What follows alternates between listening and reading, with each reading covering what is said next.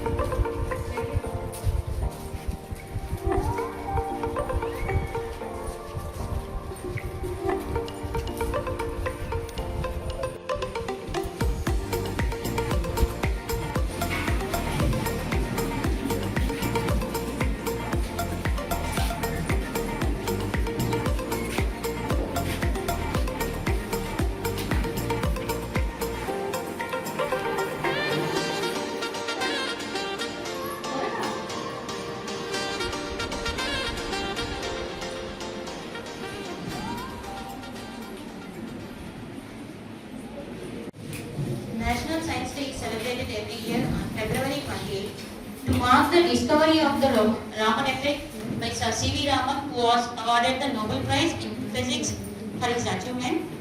The day highlights the importance of science in our daily lives and theme, a woman in science catalyzing Viksit Bharat. Hence, on this special day, it's my privilege to invite dignitaries onto the dais. It's my privilege to invite Engineer by Vidyasagar Sagar, Treasurer of the College, onto the dais and occupy the chair. Our today's chief guest, Dr. B.V. Subbarao Garu, former scientist of ISRO, to come onto the dais and occupy the chair.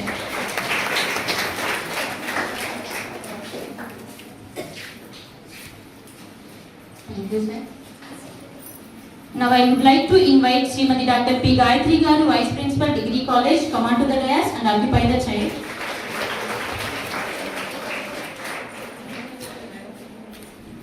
Thank you, madam. Thank you, one and all. Now I am giving mic to Principal sir to preside the occasion.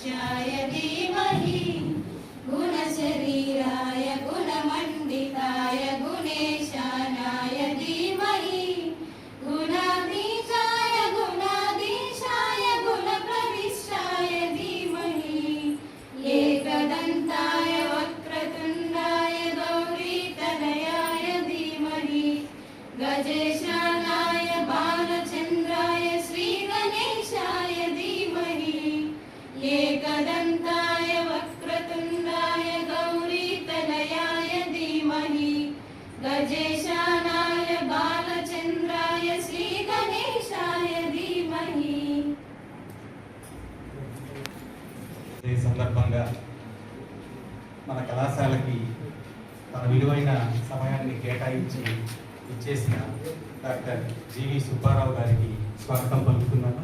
Welcome sir. అలాగే కళాశాల కోశాధికారి sir Telugu promotion ఎక్కువ చేస్తారండి sir, అందుకని your permission I'm using Telugu. Even Chandrayaan గురించి కూడా తెలుగులోనే తెలుగులోనే బుక్ రాయడం జరిగిందట. మాతృభాష పరిరక్షణ దాని ప్రాచుర్యం కల్పించే భాగంలో సార్ తెలుగులోనే మాట్లాడతానని కూడా చెప్పారు. తర్వాత తన ప్రసంగాన్ని అలాగే మన కళాశాల కోశాధికారి ఇంజనీర్ విద్యాసాగర్ గారికి ఆహ్వానం పలుకుతున్నాను. Welcome sir. అలాగే డిగ్రీ కళాశాల vice principal madam doctor Gayatri గారికి కూడా వెల్కమ్ చెప్తున్నాను. Welcome madam. అలాగే నాతో కలిసి పనిచేస్తున్న నా సహచర లెక్చరర్స్కి అలాగే స్టూడెంట్స్కి అందరికీ కూడా ఈ సైన్స్ డే శుభాకాంక్షలు తెలియజేస్తూ అందరినీ ఈ కార్యక్రమానికి ఆహ్వానిస్తున్నాను. ముందుగా మన అతిథుల్ని జ్యోతి ప్రజ్వలనతో మన కార్యక్రమాన్ని ప్రారంభించవలసిందిగా విజ్ఞప్తి చేస్తున్నాను.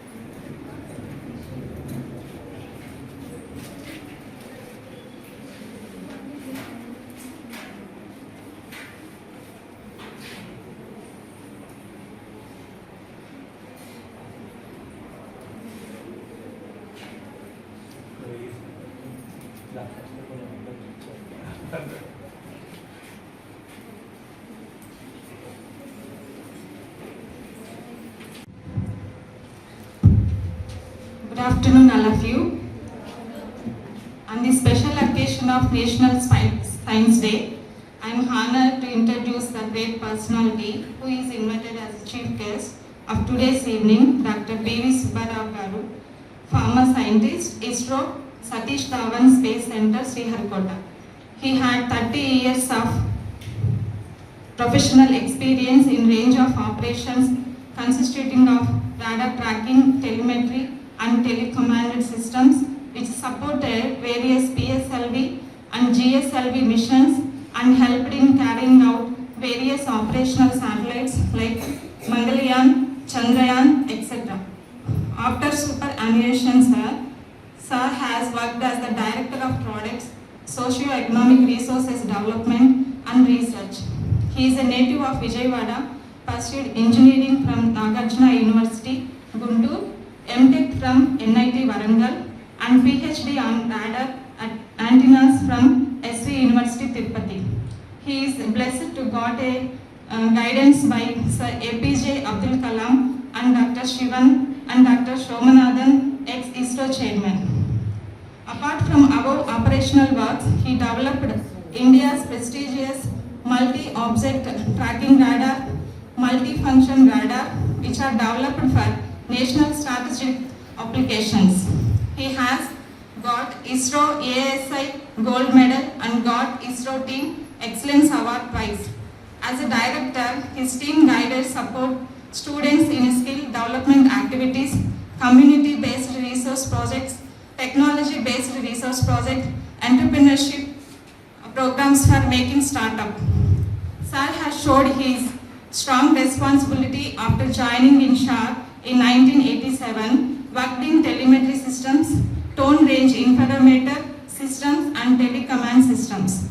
He has has worked as a Deputy Project Manager for Sharp Facilities, served as a Deputy Project Director of Antennas and other radar networks, as a Deputy Project Manager for a system integration, as a General Manager for radars in tracking PSLV and GSLV missions, as a Chief of Tracking for various ISRO and external missions, as a convener for analyzing the compiling range instrumentation for PSLV and GSLV missions, as a team leader of Study Committee of Quantum Radar.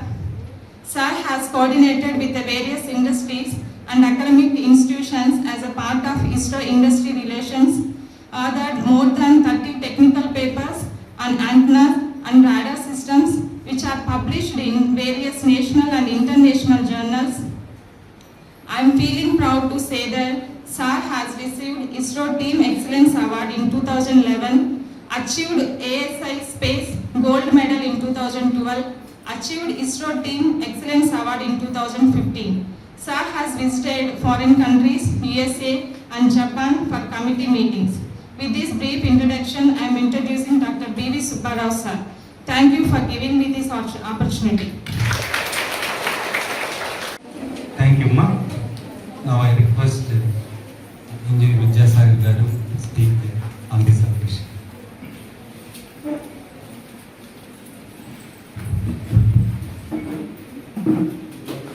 ముఖ్య అతిథి doctor Subbarao గారు,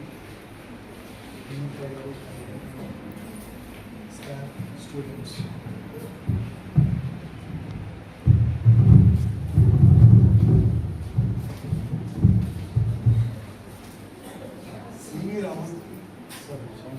CV Raman గారికి science డేకి సంబంధం ఏంటో ఎంతమంది తెలుసు? Students నిజాయితీగా చేతులతో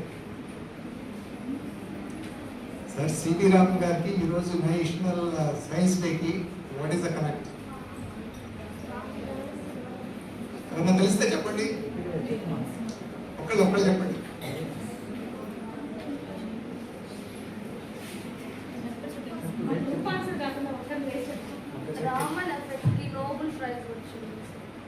ఈరోజు వచ్చిందా?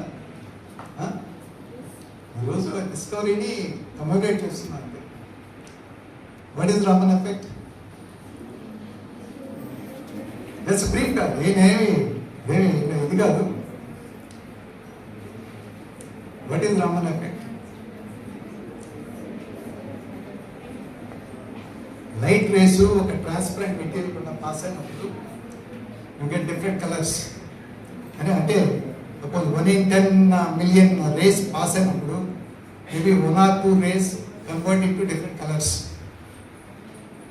అర్థమైంది కదా రామన్ ఎఫెక్ట్? మీకు అక్కడ దీంట్లో కూడా చూడాలి.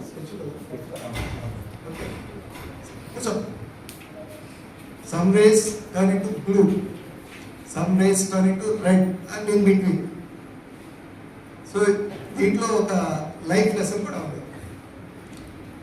1 in 10 million rays are passing and only 1 or 2 are passing through and turning into red or blue. అదేవిధంగా మీరు ఈ కాలేజ్లో కూడా you're passing 3 years, 5 years, 7 years. After 6 years or 7 years, you should become something special. You should learn something from the institute. You should upgrade your skills. అటువంటి రామన్ ఎఫెక్ట్ని communicate చేసేదానికి it happened in 1928, almost 100 years. అది ఇంకా another 2 yearsలో century అవుతుంది. Sir C V Raman was the first Indian to get Nobel prize. It's a very life changing invention. ఎందుకంటే this is applied and used in many applications. Suppose మన బాడీలో cancer cells check చేయాలంటే Raman effect is one of the reason. Rays pass చేసినప్పుడు it changes the colour. Cancer సెల్స్కి మిగతా సెల్స్కి different తెలుస్తుంది. అదేవిధంగా మీరు టీటీడీకి వెళ్ళేటప్పుడు కింద లగేజ్ స్కాన్ చేస్తారు. ఆ స్కానర్స్లో పడేది రామన్ ఎఫెక్ట్. లోపల బ్యాగ్ లోపల ఏమైనా కూడా తీసుకునేదానికి ఆ రామన్ ఎఫెక్ట్ అనేది యూటిలైజ్ అవుతుంది. అదేవిధంగా మైనింగ్లో అండర్ గ్రౌండ్లో ఎటువంటి మైన్స్ ఉన్నాయి, ఏ మైన్స్ ఉన్నాయో చెప్పేదానికి Raman effect is the this thing. So ఈ విధంగా Raman effect has change the total concept. ఇంతకుముందు ఏంటంటే లైట్ పాస్ అయితే ఏమి చేంజెస్ ఉంటాయని కూడా తెలిసేది కాదు. బ్లూ సీగా ఉందని తెలిసిందంటే సీ బ్లూగా ఉందని తెలిసిందంటే ఇట్స్ ఓన్లీ కదా రామన్ ఎఫెక్ట్. ఈ విధంగా it was a life changing Nobel prize winning invention. So ఆయనకి గుర్తుగా ఈరోజు February 28th నేషనల్ సైన్స్ డేగా సెలబ్రేట్ చేసుకుంటాం. సైన్స్ అంటే ఒక ఫిజిక్స్ కెమిస్ట్రీ కాదు, it comprises engineering, it comprises technology and most important it comprises mathematics. సైన్స్కి ఆర్ట్స్కి ఒకటే డిఫరెన్స్, సైన్స్లో everything is based on formulas, rules, regulations, some system. Whereas ఆర్ట్స్లో there is no set rules or formula. ఇక్కడ అన్ని ప్రతిదీ why how అనే సిచ్యువేషన్లో జరుగుతాయి. సైన్స్లో you need curiosity, why it is happening like that, how it is happening like that, how can it be different, this can be done, this can not be done. ఆ విధంగా సైన్స్లో మీరు shine అవ్వాలంటే you need that జిజ్ఞాస, that is the right word if this you have to continuously learn. And Subbarao చెప్తా ఉన్నారు, ఆయన B Tech, M Tech, PhD, post doctoral ఇంకా చదువుతూనే ఉన్నారు. అటువంటి లెర్నెడ్ పర్సనాలిటీ చాలా ఆనందం. నేను ఎక్కువ సమయం తీసుకోదలుచుకోలేదు, ఎందుకంటే main speaker is important. So you should make use of his visit, ఈ డెవలప్మెంట్స్ గురించి. అండ్ ఐఎమ్ వెరీ హ్యాపీ ఇస్రోలో ఇప్పుడు leading is women scientist. So మీలో కూడా ఒకళ్ళన్నా ఇస్రో వార్ రూమ్లో ఉండాలని కోరుకుంటూ ఈరోజు ఈ అవకాశం ఎందుకంటే సైన్స్ చదివాడు అనుమతి తగ్గిపోతున్నారు. ఈరోజు మన కాలేజీలో కూడా ఈరోజు పరిస్థితి చూస్తాను, బాటనీకి, జువాలజీకి, ఫిజిక్స్ కెమిస్ట్రీకి అసలు చేతుల మీద లెక్క పెట్టవచ్చు. ఇంతకుముందు ఎంఎస్సీ లేదు, ఇప్పుడు మనకి ఎంఎస్సీ కూడా లేదు. బీఎస్సీలో కూడా కష్టపడి సీట్లు ఫిలప్ చేశారని చూస్తున్నాం. సైన్స్ లేకపోతే భవిష్యత్తు లేదు, మన భవిష్యత్తు అంధకారం పోతుంది. గవర్నమెంట్కి సుబ్బారావు గారి ద్వారా ఈ మెసేజ్ చేరి సైన్స్ స్టూడెంట్స్ ఇంకా ఎలా ఎంకరేజ్ చేయాలి, సైన్స్ ఎడ్యుకేషన్ ఎలా ఇంప్రూవ్ చేయాలనే ఉద్దేశంలో అనే సలహాలు గవర్నమెంట్కి ఇస్తే బాగుంటుందని మన కళాశాల తరఫున సుబ్బారావు గారు కోరుకుంటూ మీ అందరికీ కూడా ధన్యవాదాలు. Thank you very much.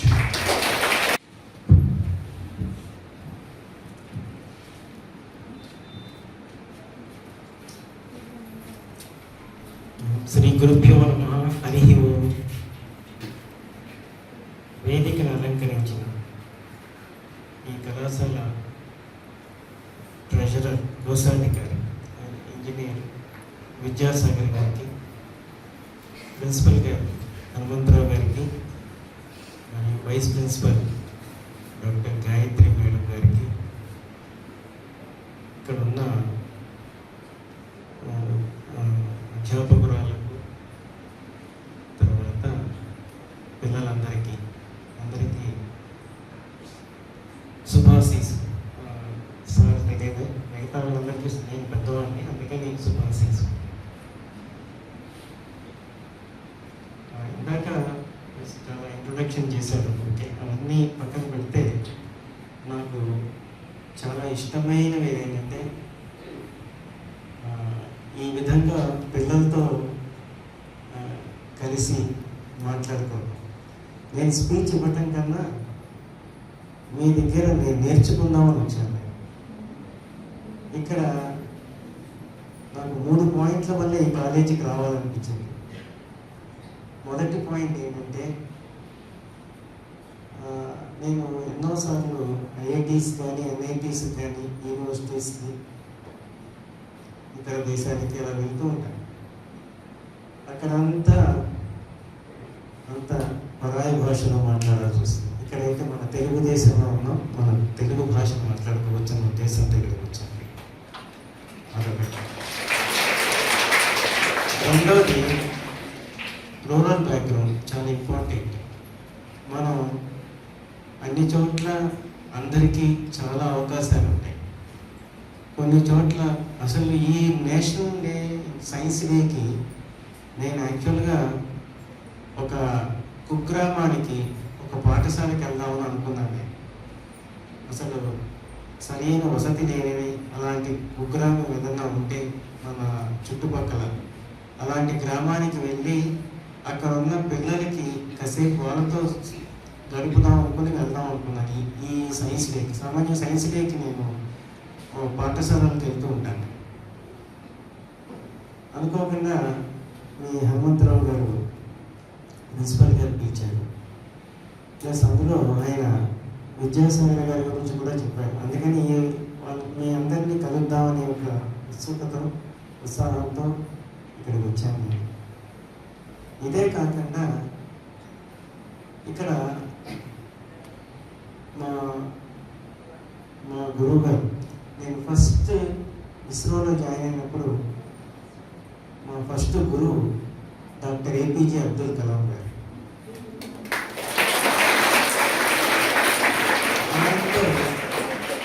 ఆయనతో చాలా మంచి సత్సంగం మాత్రం.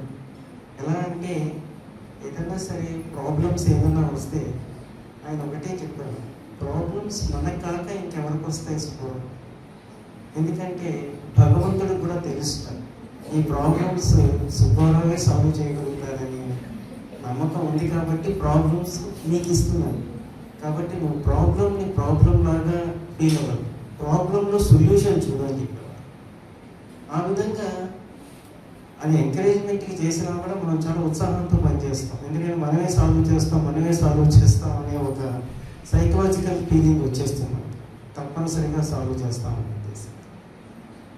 అలాగా గురువులు అనేవాళ్ళు అలా పక్కన నిలబడి ఉంటారు, మనకి తోడ్పాటు అందిస్తూ ఉంటారు.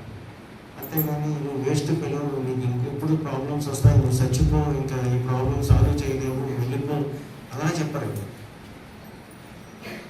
మనకి అటువంటి గురువులు లభించే వ్యవస్థలో మనం ఉన్నాం. మన సనాతన ధర్మం నుంచి కూడా మన గురువు వ్యవస్థ, మన ఎప్పుడు గురు శిష్య సంబంధం. ఆ గురు శిష్య సంబంధం కూడా ఎలా ఉండాలని చెప్పేసి గురు చరిత్రలో కూడా బాగా చెప్తారు. ఒక గురువుల్లో 2 రకాలుగా ఉంటారు, శిష్యులు కానీ గురువులు కానీ. సంబంధం ఎలా ఉంటుందంటే మన అదేంటి మర్కట కిశోర న్యాయం, మార్జాల కిశోర న్యాయం అని ఉంటుంది. అంటే నేను మామూలుగా ఇందాక హనుమంతరావు గారు కూడా చెప్పాను, నేను ప్యూర్ అచ్చ తెలుగులో కూడా మాట్లాడగలుగుతాను, అసలు క్రాంతికమైన తెలుగులో కూడా నేను మాట్లాడగలుగుతాను. కానీ ఇక్కడ మాట్లాడను, ఎందుకంటే మనకి చాలా కష్టం. అందుకని మర్కట కిశోర న్యాయం అంటే కోతి తన పిల్లని, పిల్ల ఆ కోతిని, తల్లి కోతిని పట్టుకునే ఉంటుంది, తల్లి కోతి ఇష్టమైనట్లు వెళ్తూ ఉంటుంది, దాన్ని మారుస్తూ ఉంటుంది. ఇక్కడ బాధ్యత ఎవరిది? పిల్లది. పిల్ల కోతి తల్లి కోతిని పట్టుకోవడం. అలాగే శిష్యుడికి బాధ్యత ఏంటంటే గురువును పట్టుకోవడం, గురువును పట్టుకోవాలి, గురువుని ప్రశ్నిస్తూ ఉండాలి. ప్రశ్నిస్తూ అంటే వాళ్ళని సస్పెక్ట్ చేస్తుంటారు, అంటే గురువుకు తెలుసా తెలియదా అలా క్వశ్చన్ కాదు, అలా సస్పెక్షన్ ఉండదు. గురువుకు తెలుసు అనుకుని దాన్ని చేయాలి. అందుకనే భగవద్గీతలో కూడా చెప్తారు, తద్వి ప్రతిపాతే పరిప్రశ్నైన సేవ్య, భగవద్గీతలో మంచి శ్లోకం. అందుకని అలా ఉండే ఒక శిష్య సంబంధాలు ఉంటాయి, గురు శిష్య సంబంధాలు. అలాగే మార్జాల కిశోర న్యాయం అంటే పిల్లి తన పిల్లని నోటితో ఖర్చుకుని ఒక ప్రాంతం నుంచి ఇంకో ప్రాంతానికి తీసుకెళ్తారు. ఇక్కడ బాధ్యత గురువుది. గురువే శిష్యుల్ని పెంచి పోషిస్తూ ఉంటారు. కాబట్టి మన యొక్క భారతీయ సనాతన సంప్రదాయంలో ఇవన్నీ కలిసి ఉంటాయి, ఇవన్నీ మిళితమై ఉంటాయి. అలాంటి గురువుల దగ్గర మనం పనిచేస్తాం, అలాంటి గురువులు మనందరికీ ఉంటారు. అలాంటి గురువులు కావాలి అంటే తపస్సులు ఏదైనా చేయొచ్చు, కానీ అలాంటి పట్టుదల, అలాంటి క్రమశిక్షణ అలాంటిది కూడా ఉండాలి. అందుకనే ఫస్ట్ డేనే నేను అబ్దుల్ కలాం గారి దగ్గర చేరేటప్పుడు ఆయన నాకు 2 Ds ఇస్తాను. 2 Ds అంటే ఒకటేమో, ఒక D అంటే డిసిప్లైన్, క్రమశిక్షణ, ఇంకో D డెడికేషన్, ఏకాగ్రత. ఈ 2 నాకు ఇవ్వగలిగితే నిన్ను ఎటువంటి ప్రయోజకుని చేస్తానని చెప్పేసి ఆయన అప్పుడే ప్రతిజ్ఞ చేసేవాడు. అక్కడ కూడా అలాగే సాయిబాబా కూడా, షిరిడి సాయిబాబా కూడా 2 పైసలు అడిగేవారు. 2 పైసలు అంటే ప్రభుత్వం వారు గుర్తించిన పైసలు కాదు, నిష్ఠా సబూరి. అలాగా మనం కూడా గురువుని ఆ విధంగా ప్రసన్నం చేసుకుని విద్యను తీసుకోవాలి. అలాగే శిష్యుల్ని కూడా వాళ్ళు కూడా ఆ విధంగానే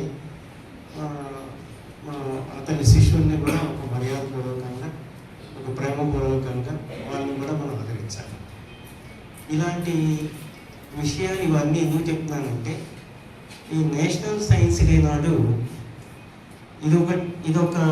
ఇదొక సబ్జెక్ట్. సైన్స్ అనేది ఒక సబ్జెక్ట్గా మీరు తీసుకునేటట్లయితే, మార్కుల గురించి రాసుకునేటట్లయితే అవుతాయి. That is 1 point. సైన్స్ అనేది నాకు ఎప్పుడూ ఒక చిన్న డౌట్ ఉండేది. సైన్స్, ఇంజనీరింగ్ అండ్ టెక్నాలజీ, ఈ మూడింటికి డిఫరెన్స్ ఏంటి అనుకునేవాడు. ఇందాక సార్ చెప్పారు, హౌ, వై, ఇవన్నీ ప్రశ్నిస్తూ ఉంటారు. ఈ ప్రశ్నించేదాన్ని వై ఎందుకు చూసారు? ఆ వై అనేదే సైన్స్. ఆ ప్రశ్న, ఇదంతా ఎందుకు, ఏంటి, ఇదంతా తెలుసుకోవాలి. సైన్స్ అనేది ఈ నేచురల్, అంటే ఇప్పుడు ఏదన్నా మీరు కనిపెట్టారే అనుకోండి, ఒక కనిపెట్టింది ఇదివరకు ఉన్నదే, ఉన్నది. ఇప్పుడు న్యూటన్ ప్రిన్సిపల్ ప్రకారం ఆ యాపిల్ పండు కింద పడింది. అది యాపిల్ పండు కింద పడటం అనేది ఎన్నో యుగాల నుంచి జరుగుతుంది. న్యూటన్ కనిపెట్టినప్పుడే ఆ యాపిల్ పండు కింద పడిందే, కింద పడలేదు, ఎప్పటి నుంచో. కాకపోతే ఆయనకి దానివల్ల ఉన్న గ్రావిటేషనల్ ఫోర్స్, వాటి గురించి, దాని గురించి ఆలోచనలు, ఆ విధమైన లాస్ వచ్చింది. మనకి న్యూటన్ లాస్ అనేది మనకి నేర్చుకుంటాం. కాబట్టి ఈ సైన్స్ అనేది బేసిక్గా మనకు డిస్కవరీ అంటే కనిపెడతాం. నేచర్లో ఉండేదాన్ని కనిపెడతాం. నేచర్లో ఇదివరకు ఉన్నదాన్ని మనం కనిపెడతాం. అది సైన్స్.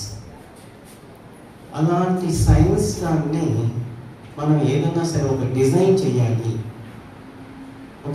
చేయాలి అంటే దానికి కొన్ని ఫార్ములాస్ కావాలి, కొన్ని డిజైనింగ్ ఈక్వేషన్స్ కావాలి. ఇలాంటివన్నీ చేయటాన్ని దాన్ని ఇంజనీరింగ్ అని పిలుస్తాం. అలాంటి ఇంజనీరింగ్ని ప్రాక్టికల్ ఆస్పెక్ట్స్లో టూల్స్ కానీ, ప్రోడక్ట్స్ కానీ అలా తయారు చేయటాన్ని టెక్నాలజీ అంటారు.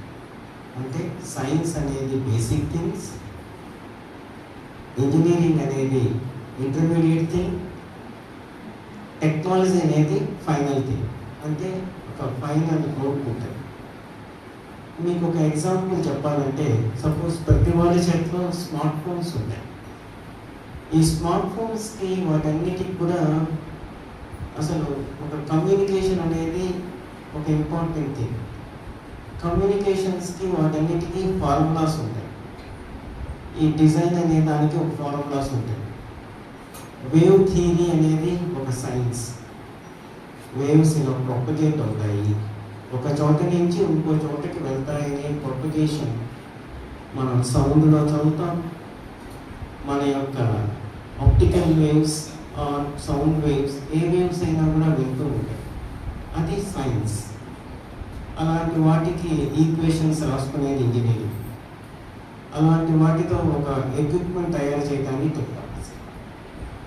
అలాగే రాకెట్ను కూడా తీసుకోండి, ఎందుకంటే మా వరకు మాకు ఇంకేమీ లేదు.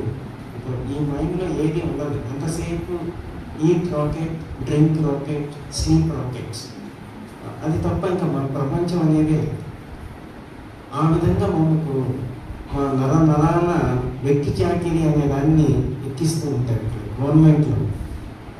అబ్దుల్ కలాం గారి దగ్గర శిక్షణ ఆ విధంగా ఉంటుంది. ఇంకా లోపల ఇంకా మీకు అది తప్ప ఇంకేం ఉండదు. కాకపోతే ఆయనకి నాకు అవినాభావ సంబంధం ఏంటంటే ఆయన అక్టోబర్ 15 పుట్టారు, నేను అక్టోబర్ 15 పుట్టాను.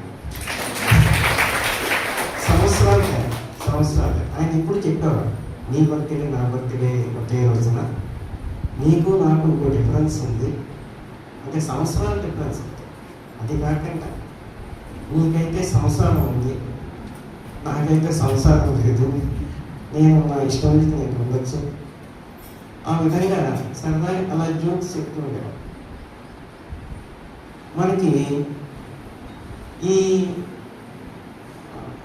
అంటే ఈ రాకెట్ని దాన్ని తీసుకున్నా కూడా రాకెట్కి బేసిక్ సైన్స్ ఏంటి? Basic science Newton theory, Newton యొక్క కనిపెట్టిన ఆ సిద్ధాంతాలు అవన్నీ బేసిక్ థియరీ. అంటే చర్యకి ప్రతి చర్యకు ప్రతిచర్య ఉంటుంది, అంతే కదా. మరి any action there will be equal and opposite reaction. అది ఒక లా. ఆ లాకి ప్రేరణ మీకు ఎన్నో లాస్ వచ్చాయి.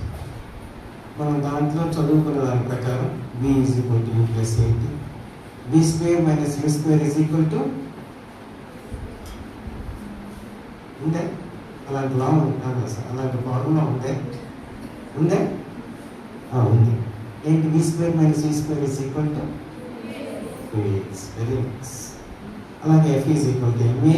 ఇలాంటి మనకి ఫార్ములాస్ అవన్నీ నేర్చుకున్నాం. కాకపోతే మీకు నాకు డిఫరెన్స్ ఏంటంటే మీరు చాలా కాల క్రితం నేర్చుకుని ఉంటారు, ఒక 1 year క్రితమో 2 years క్రితమో నేర్చుకుంటారు. నేనైతే జస్ట్ ఒక 40 years బ్యాకే నేర్చుకున్నాను. చాలా ఎక్కువ కాలం లేదు. అందుకని నాకు గుర్తున్నాయి, మీకు గుర్తుండకపోవచ్చు, నష్టం మీకు చాలా కాలం అయింది కదా. సో మనకి ఇలాంటి ఫార్ములాస్ని వాటన్నిటిని మన ఇంజనీరింగ్ ఇస్తుంది.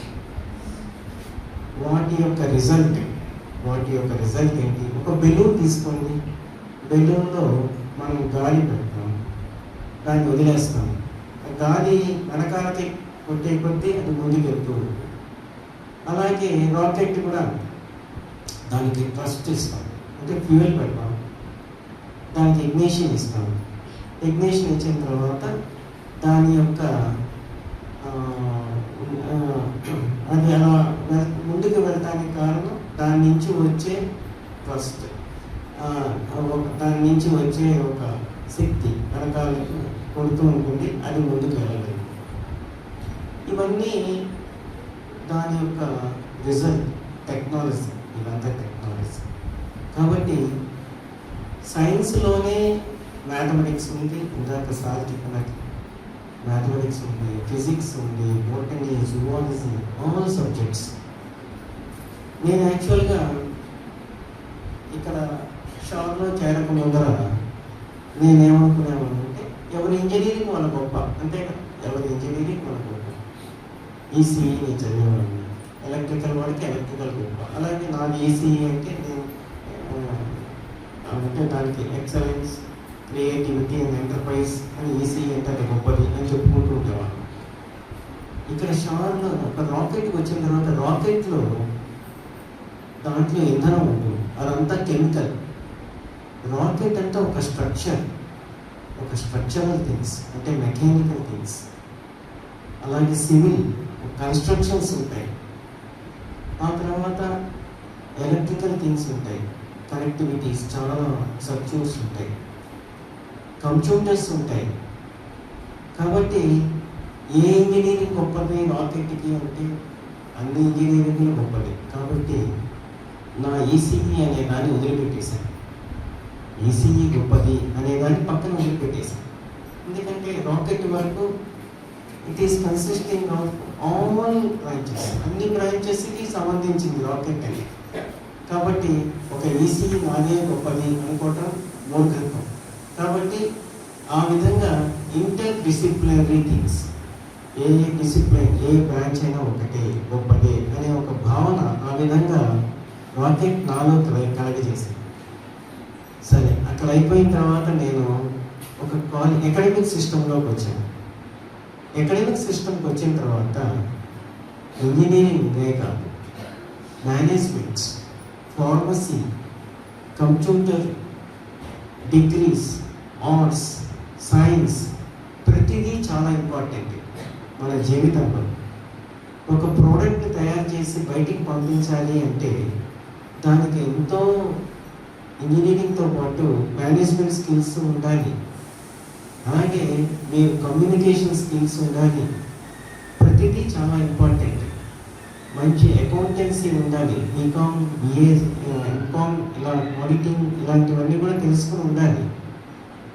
సో కాబట్టి దాన్ని ఏమని పిలుస్తాం అంటే మల్టీ డిసిప్లినరీ థింగ్స్. నేను ఎందుకు చెప్తున్నానంటే సైన్స్ అంటే కేవలం సైన్స్ అనే సబ్జెక్ట్ కాదు, సామాన్య శాస్త్రము అని చదువుకునేవాళ్ళు, జనరల్ సైన్స్ అని చదువుకునేవాళ్ళు. ఈ సైన్సే సైన్స్ కాదు. ఈ సైన్స్ అనేది మన యొక్క విజ్ఞానం, మన యొక్క మేధస్సు, ఇదంతా కూడా మన సైన్స్. అలాంటి సైన్స్ ఒక సబ్జెక్టుతోనూ ఒక దానితోనూ ఆగిపోయి అన్ని యొక్క మిశ్రమమే మన యొక్క విజయానికి కారణం. అందుకని ఒక ఇంజనీరింగ్ గొప్ప, లేకపోతే ఫలానా బ్రాంచ్ గొప్ప, లేకపోతే ఫలానా మేనేజ్మెంట్ గొప్ప, లేకపోతే ఇంకోటి ఏదో గొప్ప అనేది లేదు. ఇవి అన్నిట్లో వ్యాపించి ఉంటాయి. అసలు మనలో చాలా ప్రాబ్లమ్స్ ఏంటంటే బేసిక్ రీసెర్చ్ అనేది సైన్స్లోనే ఉంటుంది. అందుకని నేనేం చేశానంటే అకాడమిక్ సిస్టమ్కి వచ్చిన తర్వాత ఇంజనీరింగ్లో ఫస్ట్ ఇయర్ మీద కాన్సన్ట్రేషన్ చేస్తాను. ఎందుకంటే ఫస్ట్ ఇయర్ నుంచే వాళ్ళు వస్తారు, ఫస్ట్ ఇయర్లోనే నేర్చుకుని సెకండ్ ఇయర్, థర్డ్ ఇయర్. ఎందుకంటే ఫస్ట్ ఇయర్లో టీచర్స్, ఇక్కడ టీచర్స్ ఉంటారు, జనరల్గా చెప్తారు. ఫస్ట్ ఇయర్లో టీచర్స్ ఇవన్నీ మీరు ఫైనల్ ఇయర్లో చదువుకుంటారని చెప్తారు. ఫైనల్ ఇయర్లోకి వచ్చేసరికి ఆ టీచర్స్ ఇవన్నీ ఫస్ట్ ఇయర్లో చదివేశారని చెప్తారు. కాబట్టి వాళ్ళు దేనికి చదవరు. ఎందుకంటే ఇక్కడ చెప్పరు, అక్కడ చెప్పరు, ఎక్కడా చెప్పరు. వాడు ఇంకా ఎక్కడ చదువుతారు? ఇంకా నెట్ కొడితే చాట్ జీపీటీ వచ్చేస్తుంది. అంటే చాట్ జీపీటీ చాలా ఇంపార్టెంట్. నేను చాట్ జీపీటీకి వ్యతిరేకి కాదు. You use chat GPT, but you read it. దాన్ని చదవండి, దాన్ని చదువుకొని అర్థం చేసుకొని మీరు సొంతంగా రాయండి. అది నేను కోరుకున్నాను. ఏదైనా సరే ఆర్టిఫిషియల్ ఇంటెలిజెన్స్, మొన్న సిజేఐ గారు ఆయన కృష్ణకాంత్ గారు ఆయన మంచిగా కామెంట్ చేశారు. కొంతమంది జడ్జెస్ ఏఏ ప్రకారం తీర్పులు ఇవ్వడం బిగిన్ చేశారు. ఆ ఏఏ ఏం చేస్తుంది? ఏదైనా ఒక సమస్య ఇస్తే దానికి ఇదివరకు పరిష్కారాలు ఏంటి, 1 2 3 4 5 6 7 8 అన్నీ రాస్తుంది. వీటన్నిటిని చూస్తే క్రోడీకరిస్తే మనకి ఈ సమస్యకి ఈ తీర్పు బెటరు అని చెప్పి ఇస్తుంది. వెంటనే ఆ సదరు వ్యక్తి వచ్చి ఆ తీర్పు చదువుతున్నారు. దాంట్లో ప్రాబ్లం ఏంటంటే ఇదివరకు ఇచ్చినవన్నీ కొన్ని కరెక్టో కాదో మనకు తెలియదు. మనకు బుకిష్ నాలెడ్జ్ అనేది పోయింది. ఇప్పుడు ఎవరైనా సరే ఎంతమంది మీ లైబ్రరీని ఉపయోగిస్తారు అంటే ఎవరు చేతులు ఎత్తలేని స్థితిలో ఉంటారు సామాన్యంగా. చాలా చోట్ల లైబ్రరీని ఎంతమంది వాడతారు, బుక్ నాలెడ్జ్ ఎలా చదువుతారు? ఎందుకంటే ఇప్పుడు ఈజీగా అయిపోయింది, కొట్టేస్తే వచ్చేస్తారు. గూగుల్ మాత అనుకుంటాం, గూగుల్ మాత చాలా ఇచ్చేస్తారు. అలాగే ఏఐ వాళ్ళు ఇస్తారు, చాట్ జీపీటీ వాళ్ళు ఇచ్చేస్తారు. మనకి ఎన్నో దీంట్లో వచ్చేస్తాయి. ఇంకా ఎవరు చదువుతారు? దీనివల్ల 2 ప్రాబ్లమ్స్. ఫస్ట్ బుకిష్ నాలెడ్జ్ పోయింది, అది ఇంకా చాలా మంచి ఎక్స్ప్లెనేషన్ ఇచ్చేది పోయింది. రెండోది ఇది చిన్న కళ్ళతో మనకి అర్థం కాని భాషలో చిన్న అక్షరాలతో చదవటం వల్ల కళ్ళ జబ్బులు కూడా వస్తాయి. సో ఇన్ని ప్రాబ్లమ్స్ వస్తాయి. కాబట్టి ఆ తీర్పులన్నీ నెగిటివ్గా కూడా అవ్వచ్చు. అందుకని నేనేం చెప్తానంటే చాట్ జీపీటీ నుంచి నేను వ్యతిరేకంగా, ఎందుకంటే ఏఐ వీటికి నేను వెళ్ళొచ్చాను. ఏఐ వీటి అంటే నాకు చాలా ఇష్టం. ఏఐ అనేది చాలా గొప్పది.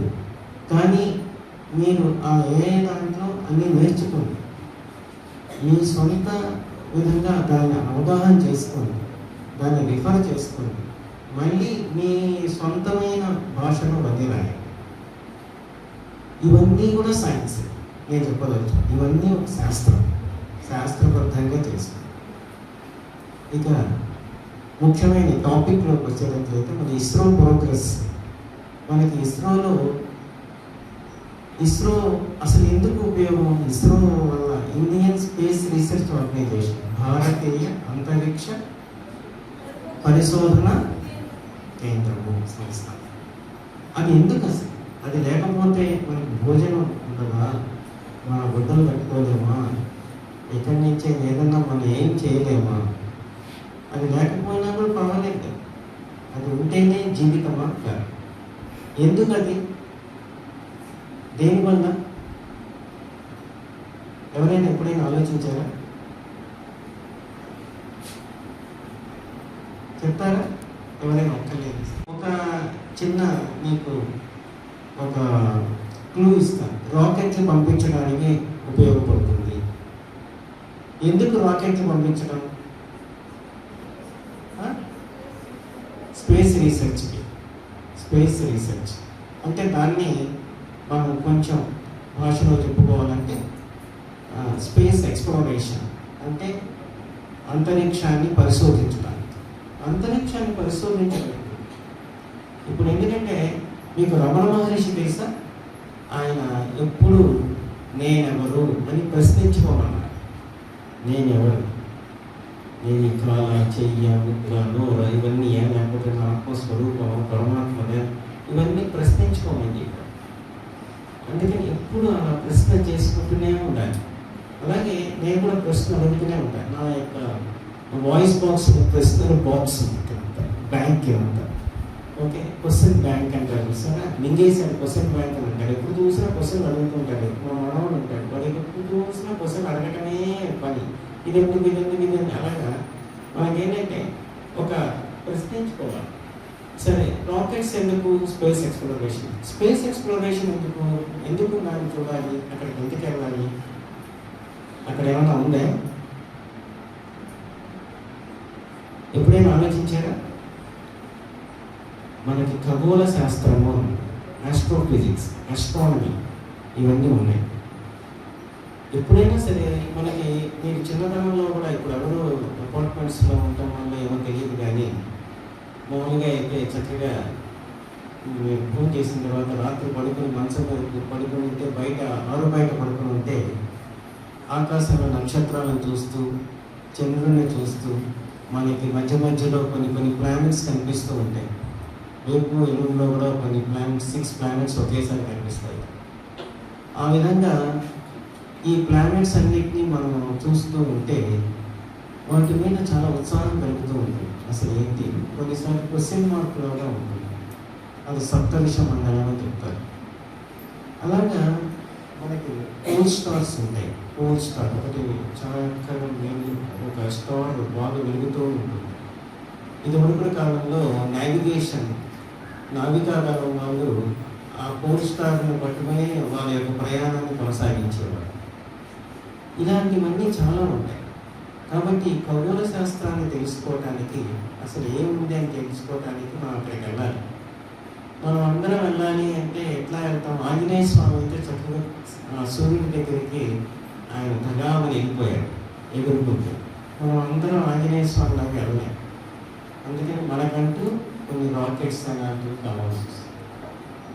ఆ రాకెట్లను పంపించి ఆ రాకెట్స్ మళ్ళీ తిరిగి రావాలి. లేదా ఆ రాకెట్స్లో పాటు శాటిలైట్స్ని పెట్టి, ఉపగ్రహాలను పెట్టి, ఆ ఉపగ్రహాలను అక్కడ పెట్టి ఉంచి వాటిని స్టడీ చేయమని చెప్పాలి. ఆ ఉపగ్రహం ఇవన్నీ కూడా ఒక స్పేస్ సైన్స్. ఇదంతా సైన్స్లో మీకు ఇందాక చెప్పాను కదా, సైన్స్ అనేది ఒక్కటి కాదు. మీరు చదివే ఒక ఆర్ట్స్ గ్రూప్ కూడా సైన్సే, అది కూడా ఒక శాస్త్రం. మీరు చదివే కామర్స్ కూడా ఒక శాస్త్రం. అలాంటిది అంతరిక్షాన్ని కూడా చదవటానికి కూడా అంతరిక్ష శాస్త్రం. అలాగే బొటనీ, జువాలజీ, ప్రతిదీ సైన్స్. కాబట్టి ఇలాంటి రాకెట్ సిస్టమ్స్ని వాటన్నిటిని పంపించడానికి దానికి మనకంటూ ఒక స్పేస్ సంస్థ కావాలి. కాబట్టి ఇస్రో అనేది వచ్చింది. డిపార్ట్మెంట్ ఆఫ్ స్పేస్ ఏర్పడింది. దాంట్లో ఇస్రో అనేది ఉంది. Indian space research organisation. వీటిని పరిశోధన చేయడం. మనకి ఇలాంటి పరిశోధన చేయడానికి రాకెట్స్ని పంపిస్తాం. అలాంటి రాకెట్స్ మీరు ఎప్పుడైనా పేరు విన్నారా? ఏమైనా రాకెట్స్ ఉన్నాయి మనకి ఇండియాకి సంబంధించిన రాకెట్లు ఏమైనా ఉన్నాయా? పేరేంటి చెప్పండి అమ్మా, చెప్తారా? మీరు చదవలేదు, పేపర్లో చదువుతారు, మీరు నెట్ ఫటాఫటా కొడుతూ ఉంటారు కదా మీరు, చెక్ ఓకే, చాలా సినిమాలు చూస్తారు దీంట్లోనే. ఇది కూడా చూస్తే ఉంటారు కదా మీరు. ఏమున్నాయి మన రాకెట్లు? పిఎస్ఎల్వి, చాలా ఎంజాయ్డ్, మనం మంచి ఆన్సర్ ఇచ్చారు. తర్వాత అదే మీతో ప్రాబ్లం సార్, మీరు ఒక క్వశ్చన్తో అయిపోరు, క్వశ్చన్స్ అడుగుతూనే ఉంటారు. ఒక క్వశ్చన్కి ఆన్సర్ చెప్పం కానీ ఇంకో క్వశ్చన్ ఆన్సర్ చెప్పం కానీ ఇంకో క్వశ్చన్ అడుగుతూనే ఉంటారు. కాబట్టి మీరు ఏ క్వశ్చన్కి చెప్పకుండా ఉంటే మీరే చెప్పుకుంటూ వెళ్ళిపోతారు. సరే, పిఎస్ఎల్వి తర్వాత ఇంకేమన్నా రాకెట్స్ ఉన్నాయా? చంద్రయాన్ అనేది ఒక శాటిలైట్. అందుకనే మనం కూడా క్వశ్చన్ని జాగ్రత్తగా వినాలి. మనకి చిన్నతనం నుంచి పద్యాలు కూడా నేర్పుతారు, కానీ ఇప్పుడు పద్యాలు చదివే వాళ్ళు లిటిల్ స్టార్స్లో అంటే జానీస్ తప్ప మనం చదవం. చక్కగా మనకి ఒక పద్యం ఏంటంటే, వినదగ్గ ఎవ్వరి చెప్పిన వినడానికి వేగపడక వివరం. ఫస్ట్ ఎవరైనా ఏదైనా క్వశ్చన్ అడిగితే అది వినాలి, అది వింటూ తెలుసుకుని అర్థం చేసుకుని మళ్ళీ దానికి సమాధానం. అలా అని చాలాసేపు గ్యాప్ తీసుకున్నారంటే మీకు స్పార్క్ లేదంట, అదో మళ్ళీ ప్రాబ్లం. మనకి స్పార్క్ ఉందా, మనం వినాలి, చెప్పాలి, చెప్పటం కూడా ఉండాలి, కమ్యూనికేషన్ స్కిల్స్ కూడా నేర్చుకోవాలి. ఇవన్నీ కూడా మన సిలబస్లో పెట్టారు, అలాంటి సిలబస్. అందుకనే NEP 2020 దానికి మోడీ గారు నన్ను ఒకటే అడిగారు, నువ్వు ఎంతకాలం శాటిలైట్లు రాకెట్లు పంపించావు బాబు, కాసేపు ఏదన్నా ఒక సొసైటీకి ఏదైనా చేయగలుగుతావు అంటే నేను ఎకనామిక్ సిస్టమ్ తీసుకున్నాను. మన NEP 2020లో ఏదైనా బెటర్గా చేద్దామనే ఉద్దేశంతో అది దాన్ని అమలు చేయటం ఎలా చేస్తాం, దాంట్లో ఎలాంటిది అంటే మళ్ళీ అన్నీ తీసుకుంటే కూడా నేను అన్నీ చేయలేకపోవచ్చు. అన్నీ చేయాలంటే ఎంతకాలం పడుతుంది? దానికి ఉదాహరణగా ఒక భరద్వాజ మహర్షి ఉన్నారు. ఆయన వేదాలు చదవాలి అనుకున్నారట. ఆయన బ్రహ్మదేవుడి దగ్గరికి వెళ్ళారు. అడిగితే ఆయనకి ఇంత ఆ వేద రాసి చూపించారు. అది కొండలుగా ఉంది.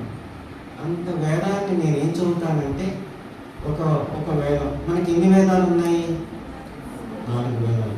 పేరు తెలుసా? ఋగ్వేదం, సామవేదం 3, యజుర్వేదం, అధర్వవేదం, ఇలా 4 వేదాలు. నాకు కూడా అన్ని వేదాలు నేను చదవలేదు. నేను యజుర్వేదంలో కూడా మళ్ళీ కృష్ణ యజుర్వేదం, శుక్ల యజుర్వేదం అని దాని కృష్ణ యజుర్వేదంలో కూడా అన్నీ చదవలేదు. ఆపస్తంభం అనే సూత్రాన్ని దాన్ని చదవలేదు. దాంట్లో కూడా మొత్తం చదవలేదు. ఎందుకు చెప్తున్నానంటే అంత వేద విద్య అనేది అంత ఉంది. సో ఆయనకి ఇంత చిన్న ఇసుక రేణువులాగా ఇంత పెట్టాక, బాబు ఈ చదువుకో చాలంటే ఆ భరద్వాజ మహర్షి ఈనాటికి చదువుకున్నాడు, ఇప్పటికీ అవును. ఆ భరద్వాజ మహర్షి మా గోత్రం కూడా భారద్వాజ, అందుకని నేను కూడా ఇప్పటికీ ఆ వేదం నాకు ఇచ్చింది కూడా చదవలేకున్నాను. అందుకనే ఎప్పుడూ చదువుతూనే ఉంటుంటాను. అలాగా మనకి అటువంటి అనంతమైన విద్యలు అన్నీ ఉన్నాయి. అందుకని నేషనల్ ఎడ్యుకేషన్ పాలసీలో అంతా చదవడం కష్టం కాబట్టి అన్నీ చేయలేం కాబట్టి ఒక ఇంజనీరింగ్ స్ట్రీమ్ తీసుకున్నాం. ఇంజనీరింగ్ స్ట్రీమ్లో కూడా మల్టీ డిసిప్లినరీ స్ట్రీమ్ తీసుకున్నాం. అలాంటి ప్లాన్స్ అన్నీ అడాప్ట్ చేయడానికి ఏం చేయాలి అవన్నీ కొద్దిగా ఇప్పుడే ఒక ఇంజనీరింగ్ కాలేజ్ని తీసుకున్నాను. ఒక ఇంజనీరింగ్ కాలేజ్లో అవన్నీ అప్లై చేస్తాను. అది వాటి యొక్క ఫలితాలు ఇప్పుడు వస్తున్నాయి. సత్ఫలితం, గుడ్ రిజల్ట్స్ అవి ఇప్పుడు వస్తున్నాయి. నేను ఎందుకు చెప్తున్నా అంటే మీరందరూ కూడా ఒక సైన్స్ అనేది కేవలం ఒక దాంతో కాకుండా మీరు ఇలాంటి సైన్స్ని ప్రతిదాన్ని నేర్చుకుంటూ ఉండాలి. ఇందాక మనం రాకెట్ గురించి మనం చెప్పుకున్నాం. SLV ఫస్ట్ ఉంటుంది, శాటిలైట్ లాంచ్ వెహికల్. మనకి అంతకుముందే ఉండేది సౌండింగ్ రాకెట్స్ అనేది ఉండేది. సౌండింగ్ రాకెట్స్ ఏం చేసేవాళ్ళు, అట్మాస్ఫియర్లో ఎక్స్పెరిమెంట్స్ చేయడానికి ఈ సౌండింగ్ రాకెట్స్ పంపించేవాళ్ళు. అందుకని Rohini series satellites, Rohini series rockets ఇది RH-100 అంటే 100 mm డయా ఉండేది ఆ రాకెట్. రాకెట్ అంటే మనకి దివాళీ రాకెట్ కూడా ఉంది కదా, మనకి దీపావళికి రాకెట్స్ అని వస్తుంది. మీరు దీపావళి రాకెట్స్ మనం కొనేసుకుంటాం కదా, ఇప్పుడంతా వెళ్ళిపోయి బాక్స్ ఎంత 500 రూపాయలు కొనేసుకుంటాం. ఇదివరకైతే ఆ దివాళీ రాకెట్ కూడా నేను తయారు చేసేవాడిని, నాకు చాలా ఇష్టం. నాకు ఇప్పటికి కూడా రాకెట్స్ వేయటం, ఒకళ్ళ మీద ఒకళ్ళు వేసుకుని ఇదివరకు ఆటలాడుకుంటున్నారు. ఇప్పుడు పెద్ద మనిషి అవటం వల్ల అవన్నీ మనం చేయటం కష్టంగా ఉంది, చేయడం. వాళ్ళ మీద ఒకళ్ళు వేసుకుంటూ అలా ఆడుకుంటుంటారు. ఇప్పుడు అలాంటి రాకెట్స్ తయారు చేసుకోవడానికి ఏం చేసేవాళ్ళం, మెగ్నీషియం, సల్ఫర్ ఇవన్నీ తెచ్చుకొని దాన్ని ఒక చిన్న షెల్ తయారు చేసుకునేవాళ్ళు. ఆ షెల్ కూడా ఎలా తీసుకోవాలో కార్డ్బోర్డ్ షీట్స్ తీసుకుని అమ్మ దగ్గరికి వెళ్ళి మైదాన్ని ఉడకబెట్టించుకుని అమ్మ చేత అవన్నీ అంటించేసుకుని బయట ఎండలో పెట్టేసుకుని దాంట్లో ఇవన్నీ గంధకాలు ఇవన్నీ పెట్టుకుని దానికి చీపురు పళ్ళ కట్టేసేసి దాన్ని ఆ రోజు రాత్రికి పంపించేస్తున్నాం. ఆ విధంగా ఒక రాకెట్. కాబట్టి నాకు చిన్నతనం నుంచి రాకెట్ తయారు చేసే కూడా ఉండేది. అలాంటి రాకెట్స్ దాంట్లోనే చేరడం జరిగింది. ఎందుకు చెప్తానంటే మీకు ఇలాంటి రాకెట్స్ అనేది మీకు చూస్తూనే ఉంటారు. అలాగే అదే కనుక అది ఎంత సైజు, అదేమో 10 mm అంతే, 1 cm. నేను చెప్పేది 100 RH-100 mm డయా, అలాగే 560 mm డయా. అలాంటివన్నీ రోహిణి సిరీస్ రాకెట్స్ పంపించేవాళ్ళు. అది ఏం చేసేది, పైకి వెళ్ళి ఎక్స్పెరిమెంట్స్ చేసేది. ఈ వాతావరణంలో ఉన్న పరిశోధనలు వాటన్నిటిని చేసేది. అక్కడ చేసేసి పడిపోయేది. ఎందుకు పడిపోయేది ఇప్పుడేం ఆలోచించారా? ఎందుకు పడిపోవటం అది రాకెట్? అది రాకెట్ అలాగే ఉండొచ్చు. ఎందుకు పడిపోతుంది? ఎప్పుడైనా మీకు అలాంటి ఆలోచిద్దామనే ఆలోచన ఉందా? ఎందుకు పడిపోయేది? మీరు సపోజ్ మీరు ఇక్కడి నుంచి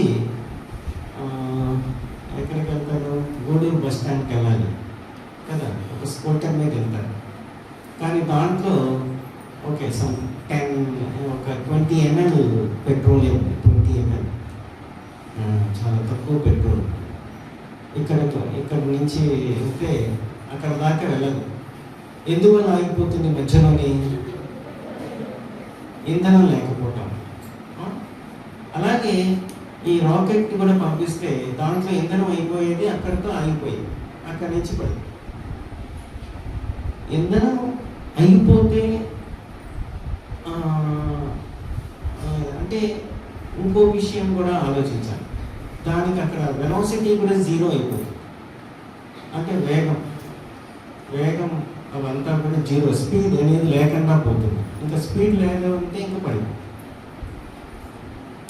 అదే కనుక శాటిలైట్ పంపించే వెహికల్ కనుక అయితే దాన్ని శాటిలైట్ లాంచ్ వెహికల్ అంటారు. అలాంటి వెహికల్కి ఇంధనం పెడతాం, అది వెళ్తుంది.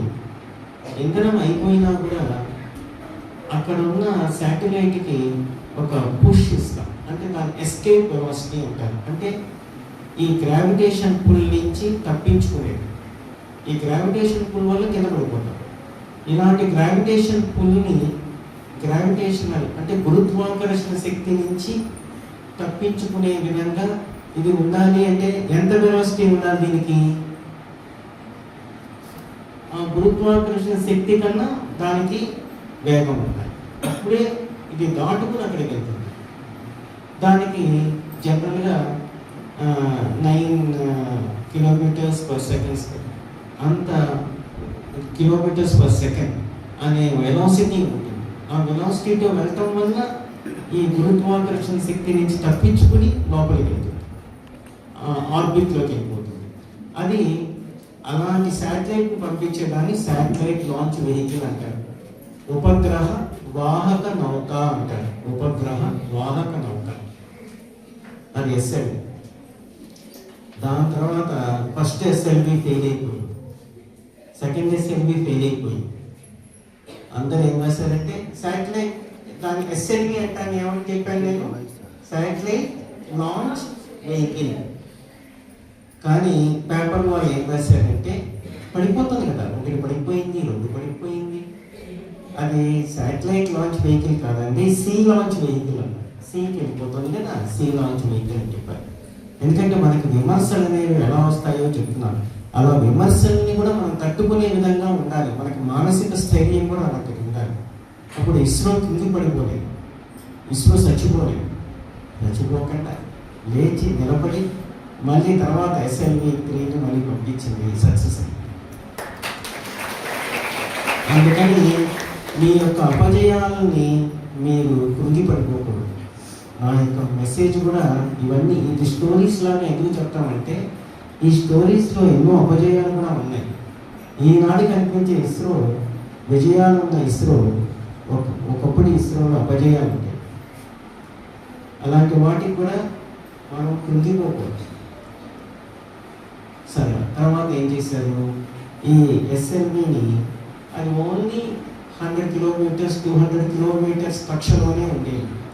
దానికన్నా పై కక్షకి వెళ్ళాలి, 400 కిలోమీటర్స్ కక్షకి వెళ్ళాలి అంటే దాన్ని ఈ వెహికల్ని ఆక్యుమెంట్ చేశారు, అంటే అభివృద్ధి చేశారు. దాన్ని ఏఎస్ఎల్వి అన్నారు, augmented satellite launch vehicle, ASLV. First ASLV fail, okay. Second ASLV fail, మళ్ళీ వెంటనే విమర్శకులు వచ్చారు. ఏఎస్ఎల్వి అంటే ఏం చెప్పాను మీకు, ఆగ్యుమెంటెడ్ శాటిలైట్ లాంచ్ వెహికల్.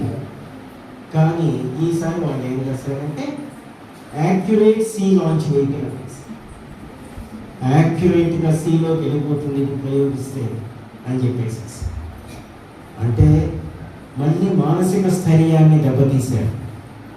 క్రికెట్లో స్లెడ్జింగ్ ఉంటుంది సార్, వాళ్ళు ఇతర దేశాల వాళ్ళు ఆడుతూ ఉంటే వాళ్ళు ఎవరైనా సరే ఆ బ్యాటర్స్ని ఏదో గొడవ చేస్తూ ఉంటారు, బూతులు తిడతారు, కోడి గంట తిడతారు, అన్నీ చేస్తారు. ఆ విధంగా ఇక్కడ వీళ్ళు కూడా మన యొక్క మానసిక స్థైర్యం దెబ్బతింటుంది. కానీ ఇస్రో దెబ్బతింకకుండా ఏఎస్ఎల్వి 3 సక్సెస్, 4 సక్సెస్. తర్వాత నెక్స్ట్ మనం ఏమంటున్నామంటే ఇక్కడ 200 కిలోమీటర్స్ ఆల్టిట్యూడ్ కాదు, 400 కిలోమీటర్స్ కాదు, ఇంకా పైకి వెళ్ళాలి, 900 కిలోమీటర్స్ కక్షలోకి వెళ్దాం అనుకున్నారు. దాన్ని పోల్స్ అంటారు, ధ్రువాలు. మన ఎర్త్, మన యొక్క భూమికి ధ్రువాలు ఉంటాయి, ధ్రువ కక్ష. Polar satellite launch vehicle PSLV, దాన్ని పంపించారు. ఫస్ట్ పిఎస్ఎల్వి ఫెయిల్, వెంటనే మళ్ళీ రాసేసారు. ఇది పిఎస్ఎల్వి అంటే ఏం చెప్పాను నేను, పోలార్ శాటిలైట్. Super, excellent. వాళ్ళందరికీ మీకే చాలా బాగా ఫాలో అవుతున్నారు, ఐఎమ్ ఎంజాయింగ్. సో అలాంటి polar satellite launch vehicle fail అవ్వగానే మళ్ళీ సీలో పడిపోయింది కదా. నెక్స్ట్ డే పేపర్లో ఇది పర్ఫెక్ట్ సీ లాంచ్ వెహికల్. కానీ ఇస్రోకి ఎంగిపోలేదు, కృంగిపోకుండా పిఎస్ఎల్వి, నెక్స్ట్ పిఎస్ఎల్వి అప్రహితంగా ఇప్పటిదాకా అన్ని విధాల పిఎస్ఎల్వి 60 అయ్యే వరకు సక్సెస్ చేస్తూనే ఉంది. అలాంటి పిఎస్ఎల్విలోనే ఒక చంద్రయాన్ వెళ్ళింది, అలాంటి పిఎస్ఎల్విలోనే ఒక మంగళయాన్ వెళ్ళింది, అలాంటి పిఎస్ఎల్విలోనే మగధీరాలో చెప్తాడు ఈ షేర్ ఖాన్ ఒక్కడి తక్కువ కన్నా 100 మందిని పంపించమని చెప్పారు చూసారా. ఆ విధంగానే 100 కన్నా ఎక్కువగానే పంపించాను, 104 శాటిలైట్స్ పంపించాను. ఆ 104 శాటిలైట్స్ పంపించడంలో గొప్ప విశేషం ఏంటంటే అవన్నీ ఏంటంటే శాటిలైట్స్ని పంపిస్తూ ఉంటే ఒక శాటిలైట్ వెళ్ళంగానే ఇంకో శాటిలైట్ దానికి గుద్దుకోకూడదు, అలా వెళ్ళాలి. అలా టైమింగ్ ఇవ్వాలి. అంతేగాని ఇవన్నీ వెళ్ళిపోయి పట్ పట్ పట్ కొట్టుకుని అక్కడే పడిపోతే ఉపయోగం. అలాంటి కండిషన్స్లో శాటిలైట్స్ వీటన్నింటినీ కూడా 104 శాటిలైట్స్ పంపించాము. ఇప్పటిదాకా అత్యధికంగా 36 శాటిలైట్స్ పంపించిన వాళ్ళే ఉన్నారు. 36 శాటిలైట్సే పంపించారు. నెక్స్ట్ ఇంకో శాటిలైట్స్ పంపించిన వాళ్ళు ఎవరంటే 66 శాటిలైట్స్, 66 శాటిలైట్స్ పంపించినవి కూడా ఉన్నాయి. పిఎస్ఎల్వి ఆ విధంగా 60 పూర్తి కూడా చేస్తుంది. 60 అయిపోయింది పిఎస్ఎల్వి 60. నాకు కూడా 60 పూర్తి అయింది, దానికి 60 పూర్తి 60. కాకపోతే 61 దగ్గర ఫెయిల్, 62 కూడా ఫెయిల్ అయింది. దానికి రీజన్ ఏంటంటే కొంచెం డెవలప్మెంట్ చేద్దామనే ఉద్దేశంతో అది చిన్న చిన్న ఫెయిల్యూర్స్. అది మేజర్ థింగ్స్ కాదు. డెఫినెట్గా ఇస్రో విల్ కమ్ బ్యాక్. ఇంతకన్నా పెద్ద పెద్ద ఫెయిల్యూర్సే చూసింది ఇస్రో, కాబట్టి ఇది తక్కువ. సరే, దాని తర్వాత వెహికల్ ఫస్ట్ ఏం చెప్పాను, 100 to 100 kilometers ఆల్టిట్యూడ్. దాన్ని ఏమో లో ఎర్త్ ఆల్టిట్యూడ్ అంటారు, లో ఎర్త్ ఆర్బిట్స్ అంటారు. 400 kilometers ఆల్టిట్యూడ్ కూడా లో ఎర్త్ ఆర్బిట్స్ అంటారు. 900 kilometers దాన్ని ఏమంటారు, పోలార్ ధ్రువ కక్ష అదంటారు.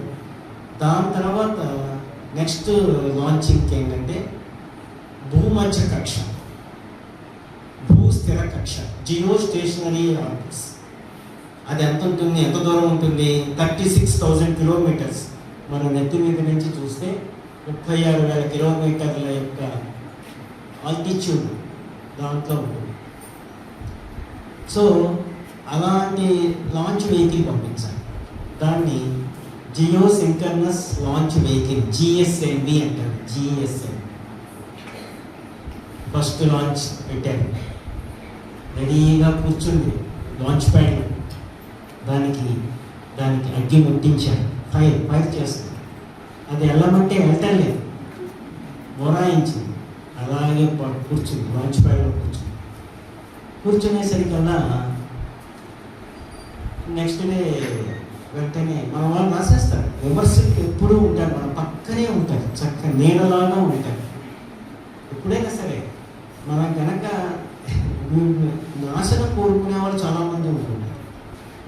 వెంటనే వాళ్ళు ఇది కూడా ఎలాంటిదంటే GSLV guaranteed sea launch vehicle వెళ్ళిపోతుంది, సీకు రెడీగానే ఉంది, అంతేగాని జియో సింక్రనస్ ఆర్బిట్కి వెళ్ళదు, భూస్థిర కక్షకి వెళ్ళదు, సముద్రంలోకినే వెళ్ళిపోతుంది, గ్యారంటీగా వెళ్ళిపోతుంది అని చెప్పి రాశారు. కానీ మన యొక్క అదృష్టవశాత్తు అది చక్కగా వెళ్ళిపోయింది. నెక్స్ట్ డే అన్ని సరిచేసారు, లోపాలు పంపించేశారు, సక్సెస్ అయింది. కాబట్టి మన యొక్క ఇస్రో ప్రోగ్రెస్ అనేది మీకు చెప్పాను చూసారా, అది రోహిణి రాకెట్స్ నుంచి, శాటిలైట్ లాంచ్ వెహికల్స్ నుంచి, ఆగ్మెంటెడ్ శాటిలైట్స్ లాంచ్ వెహికల్స్ నుంచి, పోలార్ శాటిలైట్స్ లాంచ్ వెహికల్ నుంచి, GSLV geo synchronous satellite launch vehicles. ఆ తర్వాత ఇప్పుడు కొత్తగా బాహుబలి కదా, బాహుబలి వచ్చింది. అది LVM-3. అది లాంచ్ వెహికల్ Mark 3, అంటే జిఎస్ఎల్వి Mark 3, జిఎస్ఎల్విలోనే Mark 3 అంటే 3వ వర్షన్ అది పెట్టారు. అది ఎలాంటిది, జిజాంటిక్ ప్రసాదింది. అది ఒక పెద్ద బాహుబలి అని ఎందుకు చెప్పానంటే నేను, అది 1 ton అంటే ఎన్ని కేజీలు అమ్మా, 1000, 100 కాదు కదా, 100 అనే దాన్ని ఏమంటారు, అది 1000 అని దాన్ని అన్నారు, కరెక్ట్ ఆన్సర్. 100 అనే దాన్ని కూడా 100 కేజీలు ఏమంటాం, క్వింటాల్. ఎవరు అన్నారు? సో 1000 కేజీలని 1 ton అంటారు. ఈ బాహుబలి ఎంత ఉంటుందంటే, ఒక సాలిడ్ మోటార్ మనకి మర్చిపోయి ఇంకొక విషయం చెప్పి దీనికి చెప్పాను.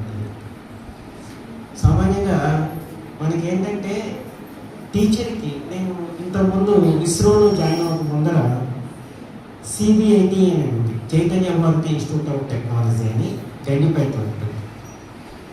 దాంట్లో లెక్చరర్గా చేశాను ఇంజనీరింగ్ కాలేజ్లో. అక్కడ 2 సంవత్సరాలు చేశాను. 2 years నాకు బెస్ట్ టీచర్ అవార్డు ఇచ్చారు. 2 years ఫస్ట్ చేశాను. దానికి కారణం చెప్పాను. దానికి కారణం ఏంటంటే విద్యార్థుల్లో కూడా ఆ జోష్ ఉండాలి, నాకు ఇవ్వాలి అని, టీచర్స్లో కూడా ఇవ్వాలి, మేనేజ్మెంట్ కూడా ఇష్టపడాలి. ప్లస్ అన్నిటికన్నా ముఖ్యమైనది ఏంటంటే నేను ఎన్ని పిట్టకథలు కానీ కట్టుకథలు కానీ ఎన్నైనా చెప్పచ్చు. నేను ఎక్కడైతే సబ్జెక్ట్ని బిగిన్ చేసి పిట్టకథల్లోకి వెళ్ళానో మళ్ళీ పిట్టకథలు అయిపోయిన తర్వాత మళ్ళీ ఆ సబ్జెక్ట్ని కంటిన్యూ చేయాలి. అంటే నేను పిట్టకథల్ని కంటిన్యూ చేయకూడదు. ఎప్పుడైనా సరే ఇప్పుడు టీచర్కి అలాంటి ఉండాలి, అలాంటి క్వాలిటీ కూడా ఉండాలి. సో అదొక కారణం. అందుకని మీకు నేను ఎక్కడైతే ఆపేసానో మళ్ళీ నేను అక్కడికి వచ్చేస్తాను. ఈ మధ్యలో చాలా చాలా చెప్తూ ఉంటాను. ఇప్పుడు మీకు మన ఏఎస్ఎల్వి కానీ ఏఎస్ఎల్వి అంత సాలిడ్ స్టేట్. మన యొక్క మిమ్మల్ని కూడా ఘన ఇంధనం ఉన్న రాకెట్లో కూర్చోబెట్టామనుకోండి, అది ఎక్కడా ఆగదు, అలా వెళ్ళిపోతూనే ఉంటుంది ఇంధనం అయిపోయేంత వరకు. మనం ఇక్కడ గూడూరు నుంచి నెల్లూరుకి వెళ్ళమన్నాం అనుకోండి, గూడూరు నుంచి నెల్లూరుకి ఇక్కడి నుంచి ఇంత ఇంధనం కావాలి. మన గనక ఘన ఇంధనం దిప్పేసేసి పంపించేస్తే అది విజయవాడ దాకా తీసుకెళ్ళిపోతుంది. అదే నేను నెల్లూరులో దూకాలంటే దూకటం అంతే తప్ప ఆగటం. అదే కనుక మనం స్కూటర్లో వెళ్ళామనుకోండి, కారులో వెళ్ళామనుకోండి, అది లిక్విడ్ ఇంజిన్, లిక్విడే కదా ఉండేది, ఆయిల్, పెట్రోల్ అలాంటివి. మనం ఆన్ చేసుకోవచ్చు, ఆఫ్ చేసుకోవచ్చు, కంట్రోల్ ఉంటుంది. నెల్లూరు రాగానే ఆఫ్ చేసేస్తాం, అక్కడ తాగుతాం. అదే కనుక ఘన ఇంధనం అయితే, సాలిడ్ ఫ్యూయల్ అయితే, సాలిడ్ ప్రొపెలెంట్ అయితే ఆగదు, వెళ్ళిపోతూనే ఉంటుంది.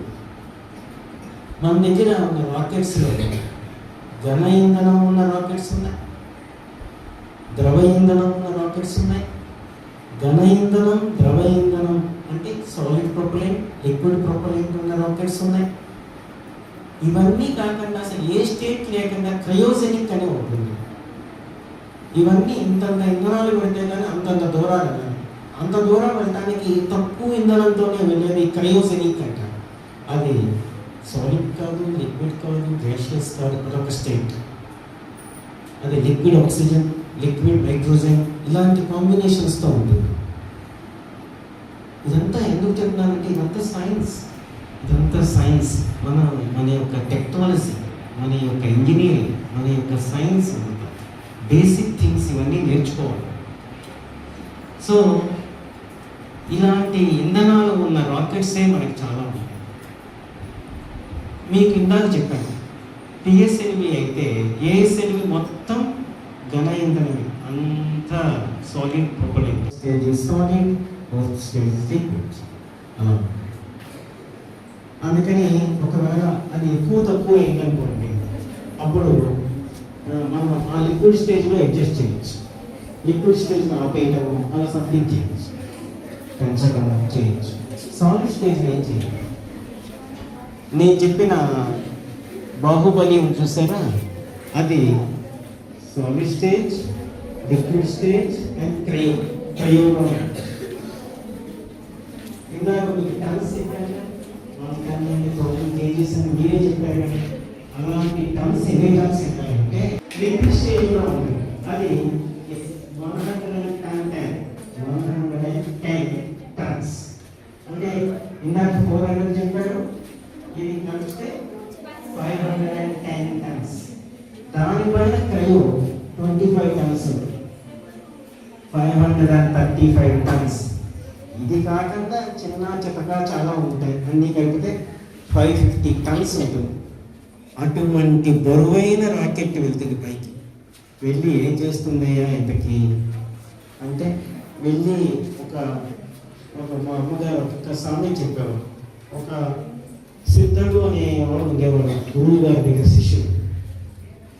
ఆ శిష్యుడికి వాళ్ళ గురువు గారి భార్య మాట్లాడుకుంటూ ఉంటారు. అరే నేను పొద్దున్న ఈ సిద్ధుడిని అద్దంకికి పంపించాలి, వెళ్ళి అని మాట్లాడుకుంటూ ఉంటే ఈ సిద్ధుడు అది విని అద్దంకికి వెళ్ళేసేసి మళ్ళీ వచ్చేస్తాడు. అంతే. అందుకనే సామెత వచ్చింది, అద్దంకి సిద్ధుడు వెళ్ళను వెళ్ళాడు రాను వచ్చాడు, పని లేదు. అలాగే ఇంత రాకెట్ మనం ఎందుకు ఇంత రాకెట్ పంపిస్తున్నాం? శాటిలైట్ని ఆర్బిట్లో పెడతానికి. మనకి ఎలాంటి అప్లికేషన్ అయితే అలాంటి అప్లికేషన్ రాకెట్ని అక్కడ పెడతాను. ఇలాంటి జిజాంటిక్ బాహుబలి రాకెట్ ఏం చేస్తుందంటే 6 tons క్యాన్వాస్ తీసుకెళ్తుంది, 6 tons శాటిలైట్స్ తీసుకెళ్తుంది. అంటే 6000 kgల శాటిలైట్ని పైకి తీసుకెళ్ళటానికి, అంటే 6 tons తీసుకెళ్ళటానికి 600 tons రాకెట్ కావాలి. మీరు అర్థం చేసుకోవాలి ఎటువంటి సిస్టమ్ కావాలి. మనం కూడా అంతే కదా. నేను శ్రీహరికోట నుంచి ఇక్కడికి వచ్చాను, మా బరువు ఒక 60 kgs, కానీ నేను కారులో వచ్చాను.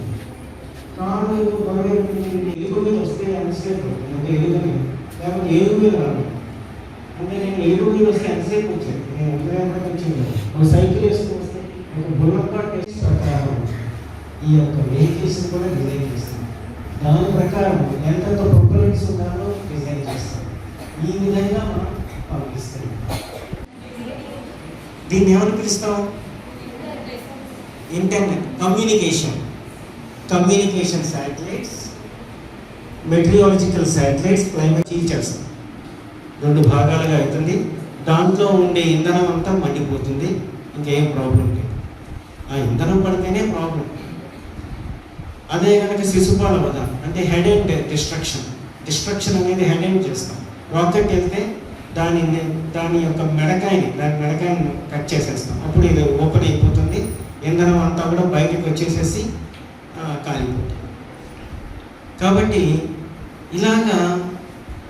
ఇలాంటి డిస్ట్రక్ట్ సిస్టమ్స్ ఉంటాయి. నేను ఎందుకు చెప్తున్నానంటే మనలాంటివే రాకెట్స్ కూడా ఉన్నాయి. అందుకని ఎప్పుడు అనుకుంటాను అది కూడా నాలాంటి సుబ్బారావు ఇక్కడ ఎలా ఉంటాడో అది కూడా సుబ్బారావు లాంటిదే రాకెట్. అది కూడా తప్పుడు మార్గంలో వెళ్తే నాకు మా తల్లిదండ్రులు హెచ్చరిస్తారు, లేకపోతే గురువు హెచ్చరిస్తారు, ఎవరో ఒకరు చెప్తారు. అలాగే దానికి కూడా చెప్తాం. అలాగా ఈ సిస్టమ్స్, ఇలాంటివి ఎన్నో సిస్టమ్స్ అన్నీ డెవలప్ చేస్తాం ఇస్రోలో. ఇదంతా కూడా ఇస్రో ప్రోగ్రెస్. ఎస్ఎల్వి నుంచి, ఏఎస్ఎల్వి నుంచి, పిఎస్ఎల్వి నుంచి, జిఎస్ఎల్వి నుంచి, LVM-3 నుంచి, చంద్రయాన్, మంగళయాన్, అలాగా ఎన్నెన్నో అప్లికేషన్స్, శాటిలైట్ అప్లికేషన్స్, ఉపగ్రహాలు. చెప్తారా? మీరంతా స్టూడెంట్సే కదా, చెప్పండి. ఒక చిన్న ఒక ఉపయోగం చెప్పండి. అయ్యో సూపర్. ఏం సార్ మీ పిల్లలు అంత వాళ్ళు వీళ్ళు పట్టణంలో ఉన్నారా? వీళ్ళు ఎక్కడ ఉన్నారో నాకు తెలియకుండా ఉంది. Climatic condition super. అంటే మనకు వాతావరణం అని తెలుసుకోవడానికి దానికి మనకి ఉపగ్రహాలు ఉపయోగపడతాయి. ఇంకా ఓ సూపర్.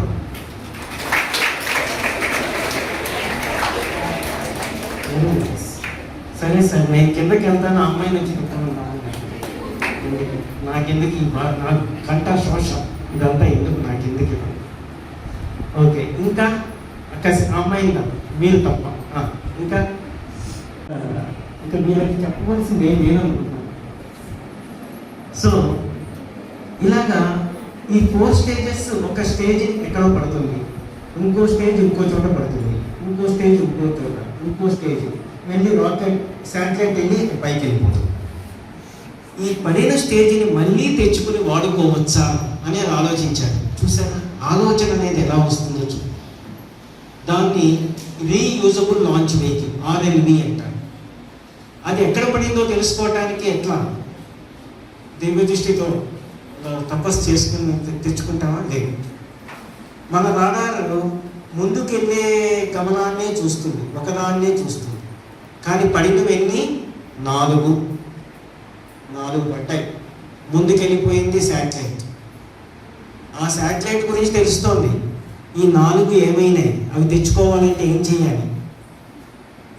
అలాంటి 4 రాడార్లు పెట్టుకోవాలి. అది చాలా ఖర్చుతో కూడుకుంది. అలా కాకుండా ఈ రడారే 4ని చూడాలి. దాన్ని ఏమని పిలుస్తారంటే మల్టీ ఆబ్జెక్ట్ ట్రాకింగ్ రడార్. ఇందాక నా గురించి చెప్తున్నారు కదా, దాంట్లో నా యొక్క ఇంట్రొడక్షన్లో చెప్పారు MOTR, multi object tracking radar. అలాంటి రడార్ని కొనుక్కోవటానికి మనం అమెరికా ముందు నుంచున్నాం, ఇజ్రాయెల్ ముందు నుంచున్నాం, ఫ్రాన్స్ ముందు నుంచున్నాం. వాళ్ళని అడిగితే ఒక రాడార్ ఖరీదు 1000 కోట్ల రూపాయలు చెప్పారు. చాలా తక్కువలో తక్కువ 1000 కోట్లు కారు చౌక కొనుక్కోండి అని చెప్పేసి చెప్పారు. కానీ మన యొక్క భారత ప్రభుత్వం మీరే ఎందుకు చేయకూడదని మాకు చాలా అండగా నిలబడింది. వెంటనే నేను ప్రాజెక్ట్ డైరెక్టర్ దాన్ని మేము తయారు చేసాం 200 కోట్ల రూపాయలకి. ఆత్మనిర్భర్ భారత్ కదా, ఇదే ఆత్మనిర్భర్ భారత్, ఇదే వికసిత్ భారత్. ఈనాడు ఎన్నైనా స్లోగన్స్ ఉన్నాయి మనం అన్నీ చేశాం. అలాగే రాడార్ యొక్క ప్రయోజనాల్లో మనం ట్రాకింగే కాదు, సర్వేలెన్స్. మీరు విమానాశ్రయాల్లో కూడా రాడార్ చూస్తారు. మీరు వెదర్ కండిషన్కి కూడా రాడార్ కావాలి. డాప్లర్ వెదర్ రాడార్ అంటారు, అంటే వాతావరణాన్ని తెలుసుకోవడానికి రాడార్ కావాలి. సర్వేలెన్స్, దాని సర్వేలెన్స్ చూడటానికి రాడార్ కావాలి. ట్రాకింగ్ చేయడానికి రాడార్ కావాలి. ఒక్కొక్క రాడార్ ఒక్కొక్క దానికి ఎందుకు ఈ మూడింటిని కలిపి ఒక దాంట్లోనే పెట్టలేమా అని ఒక ఆలోచన బివి సుబ్బారావు కలిగింది. దాన్ని మల్టీ ఫంక్షన్ రడార్ అంటారు. ప్రపంచంలో ఏ దేశానికి లేదు అప్పటి వరకు. దాన్ని అలాంటి మల్టీ ఫంక్షన్ రడార్ని మన యొక్క షార్ శ్రీహరికోటలో తయారు చేసి దాన్ని పెట్టాం. ఏ దేశంలో అప్పటిదాకా లేదు, ఇప్పుడు వచ్చి ఉండొచ్చు, నాకు తెలియదు. కాబట్టి ఇప్పుడు ఏమైందంటే ఏ దేశానికైతే మనం వెళ్ళి అడిగామో మాకు రడార్ ఇస్తారా అని, ఆ దేశాలన్నీ ఇప్పుడు మనకు క్యూ కట్టినాయి, మాకు ఇస్తారా మీ రడార్ అని చెప్పేసి.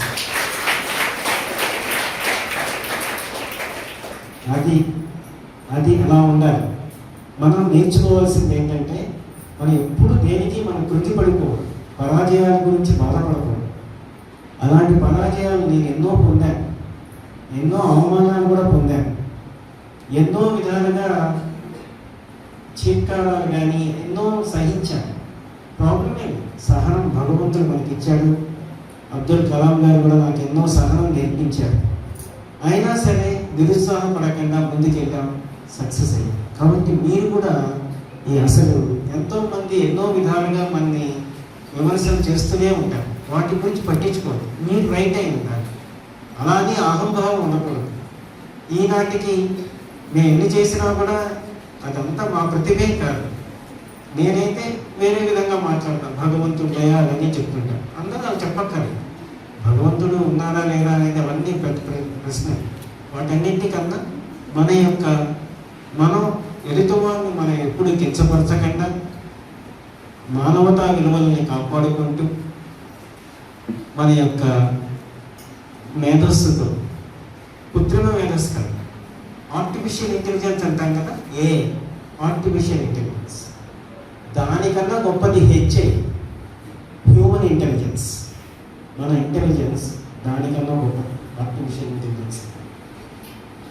హెచ్ఐ కన్నా గొప్పది ఒకటి ఉంది, డిఐ, డివోషనల్ ఇంటెలిజెన్స్. అది నేను కనిపెట్టాను, నాకు ఇష్టమైంది. డివోషనల్ ఇంటెలిజెన్స్ మనకి ఎప్పుడైనా సరే ఏదైనా సరే బాధ కలిగితే ఏదైనా అయితే మనం ఏం చేయగలం, జస్ట్ ఒక ధ్యానంలో కూర్చోండి. మన యొక్క నీ యొక్క ఏ మతమైనా ఏ కులమైనా మీ ఇష్టం, దాని యొక్క ధర్మాన్ని పాటించండి, దాంట్లో తప్పేది. కేవలం ఎక్స్ దేవుడే అన్నీ ఇస్తారంటే కూడా కరెక్ట్. అలాగే ఎక్స్ మతమే గొప్పదని నేను చెప్పాను. ఎప్పుడు అలా చెప్పిన వాడు కూడా కరెక్ట్ మనిషి కాదు. అందుకని మీరు నమ్మిన సిద్ధాంతం ఏదైతే ఉందో అసలు దేవుడే లేదు, ఏమీ లేదు, శక్తి ఏదో ఉంది అని అనిపిస్తూ దాన్ని ధ్యానించి సో ఈ పవర్ని వాటన్నిటిని మనం పెంపొందించుకోవాలి. దీనికన్నా ఇంపార్టెంట్ ఏంటంటే ఎప్పుడైనా సరే ఏదైనా సమస్య వస్తే ప్రశాంతంగా కూర్చొని ఆలోచించండి, మీకే సొల్యూషన్స్ వస్తాయి. ఎవరైనా ఏదైనా అన్నా కూడా ఏం బాధపడదు, అది ఓకే మనం మంచిగా అనుకుని వదిలేసాయి. దాంట్లో మంచిది ఉంటే తీసుకోండి, చెడు ఉంటే వదిలేసాయి. మీలో ఒక ఆత్మవిశ్వాసాన్ని పెంపొందించుకోండి. సెల్ఫ్ కాన్ఫిడెన్స్ చాలా ఇంపార్టెంట్. నిరుత్సాహపడకూడదు. ఇలాంటి వాటన్నిటితో మీరు చాలా గొప్పవాళ్ళు అవ్వాలని కోరుకుంటూ భావి భారత పౌరులుగా మీరు ఒక మంచి సిటిజన్స్గా మీ యొక్క ఆఫీస్ని, మీ యొక్క కుటుంబాన్ని మీరందరూ నడపాలని కోరుకుంటూ మీకు అందరికీ శుభాశీస్సులు. Thank you all. నమస్కారం.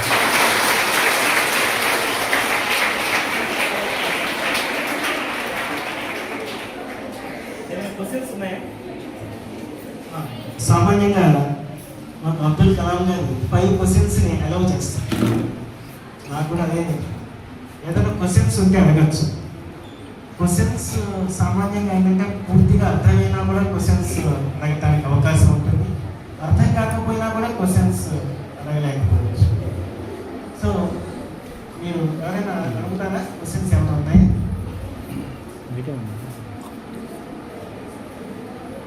నాకు ఇంకా ఉంది, జీవి ఉంది, నాకు ఇంకా పవర్ ఉంది చెప్పడానికి. నేను ఇక్కడ కూర్చుంటే నేను సామాన్యంగా నా యొక్క లెక్చరర్స్ ఒక 10 గంటలు 15 గంటలు ఉంటాయి కంటిన్యూగా ఇలాగే చెప్తూ ఉంటాను. అంతసేపు ప్రాబ్లం లేదు. మీకు వినాలని నాకు దమ్ము ఉంది, మీకు దమ్ము ఉందా వినేది? Any questions? క్వశ్చన్స్ ఏమైనా ఉన్నాయమ్మా? సారు ఫ్రీగా ఇంటరాక్ట్ అవుతున్నారు.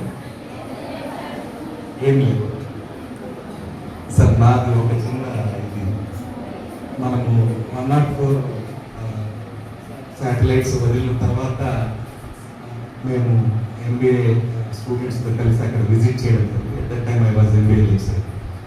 వచ్చిన తర్వాత జస్ట్ ఒక 10 days అయింది. అక్కడంతా కూడా చూపించారు, లాంచ్ వెహికల్ దగ్గర అంతా చెట్లన్నీ కూడా మారిపోయింది. అప్పుడు ఏంటంటే ఇప్పుడు ఈ 104ని ఒక్కొక్కటి ఒక్కొక్క ప్లేస్లో పెట్టాలి కదా, అది ఎలా పెట్టారనేది నాకు అప్పుడు డౌట్ ఉంది, కానీ అక్కడ అడగడానికి నాకు కుదరలేదు. ఇప్పుడు అపార్ట్మెంట్లో ఇది S1 S2 అని పెట్టినట్టుగా అది మీరు ముందు ఎలా డిసైడ్ చేస్తారు, దాన్ని ఎలా అక్కడ ప్లేస్లో చేస్తారు అనేది doubt. After such a long period now I am going to get answer from you. చాలా మంచి క్వశ్చన్ ఇది. ఎందుకంటే నాకు వెంటనే PSLV-C 37 రాకెట్ అది ఆ సమయంలో ప్రయోగించి నేను అక్కడికి వెళ్ళిపోయాను. ఆ సమయంలోనే వెళ్ళిపోయాను. మాకు మొదటగా అసలు ఎన్ని ఉండాలి అనేది తెలియదు. ఒక 100, ఎందుకంటే అప్పటిదాకా 37 చేశారు, కొంతమంది 66 చేశారు. కాబట్టి అంతకన్నా ఎక్కువ చేయాలి అని కోరుకున్నాం. 66 కన్నా ఒకటి చేసినా చాలు కదా, 67 రికార్డ్ అవుతుంది. అది లేదు, అది తృప్తి ఉంది. పోనీ 75 80 అది కూడా 100 అంటే మళ్ళీ అది రీచ్ అవుతుంది. ఎందుకంటే ఇప్పటిదాకా కూడా ఎవరు రీచ్ కాలేకపోయారు. కాబట్టి 100 మార్క్ అనేది పెట్టుకున్నాం. 100 వాటికి ఏం చేస్తారంటే మన పౌరాలు గూళ్ళు ఉంటాయి చూసారు, పీసిఆర్ హోల్స్ అంటారు. ఆ విధంగా పీసిఆర్ హోల్స్ లాగా ఒక పెద్ద గూడు ఉంటుంది. ఆ గూడులో ఒక్కొక్క శాటిలైట్స్ని పెడతాం. అలా పెట్టేసేసి దానికి కమాండ్ ఇస్తాం. ఒక 2 శాటిలైట్స్ ఉత్తర దక్షిణాలుగా లేకపోతే తూర్పు పడమరగా 2గా విడిపోతాయి. 2 శాటిలైట్స్ ఉంటాయి, ఒకటి ఇటు ఒకటి అటు, మళ్ళీ కాసేపు అయిన తర్వాత ఇంకోటి అటు ఇంకోటి అటు, అలా వెళ్ళిపోతూ ఉండే విధంగా కమాండింగ్ ఇస్తాం. అదంతా ప్రోగ్రామింగ్ కొలైడ్ కాకుండా ఉంటాయి. అప్పుడు ఈ 100 పెట్టేసిన తర్వాత ఏమైందంటే మనకి మన ఇస్రో నుంచి కూడా ఏదైనా పంపించాలని చెప్పేసి 3 శాటిలైట్స్ తయారు చేస్తాం. సో 100తో పాటు 3 యాడ్ అయినాయి, 103. అంటే కొంతమంది 100 అనగానే కౌరవులాగా ఉంటుంది కదా, వద్దులే అనుకుని ఉండొచ్చు, మనకి తెలియదు. ఓకే, కౌరవులు కూడా 100 మంది కదా, అందుకని విధేయులను పంపించగానే కౌరవ సంతానం అనుకుంటారని చెప్పేసి 100తో పాటు ఎక్స్ట్రాగా 1 పంపిద్దామన్నా దుశ్శలు తయారవుతుందని చెప్పేసి అందుకని 3 పెట్టి ఉండొచ్చు. That's good. ఇంతలో మనకి రెడీ అవుతున్న సమయంలో ఇంకా లాంచింగ్ కొద్ది రోజుల్లో ఉంటుంది అనగానే ఒక దుబాయ్ సేట్ గారు ఒక శాటిలైట్ వేసుకుని వచ్చారు, మాది కూడా పెట్టండి. అందుకని ఒక శాటిలైట్ పెట్టలేదు. ఇందాక నేను చెప్పాను, ఒక శాటిలైట్ ఇలాగా, ఒక శాటిలైట్ ఇలాగా, అలాగా వాటన్నింటినీ పెట్టేసేసిన తర్వాత అరేంజ్మెంట్స్లో దీన్ని అడ్జస్ట్ చేయడానికి దానికి 104 ఈవెంట్ సంఖ్య, ఈవెంట్గానే ఉంటుంది అటు ఇటు, అలాగా 104 వచ్చేసి. సో 100 అనుకున్నాం, 3 మనం అయినాయి, ఇంకొకటి యాడ్ అయిపోయింది, 104 వచ్చేసి. ఆ విధంగా చేశారు. ఆ విధంగా డిప్లాయ్ అనేది కూడా ఇంపార్టెంట్. శాటిలైటే కాదు, డిప్లాయ్. ఆ డిప్లాయ్ ఏం చేస్తుందంటే శాటిలైట్ని ఇటు అటు పంపిస్తుంది. డిప్లాయ్మెంట్ అంటారు కదా. Thank you sir.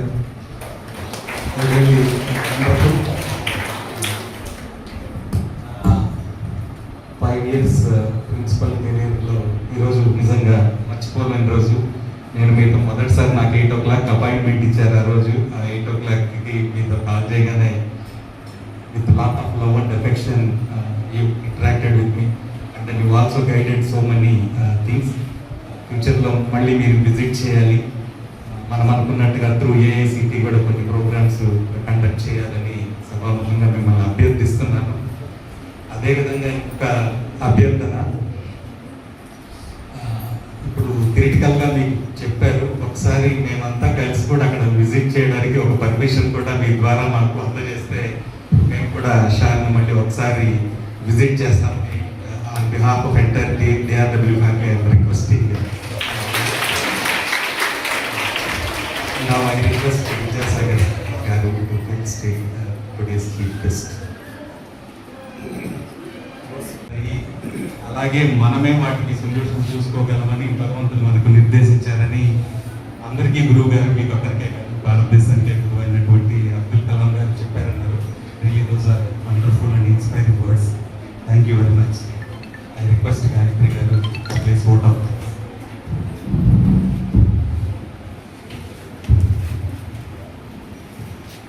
Honorable dignitaries onto the dais and off the dais, dear students, good evening all of you.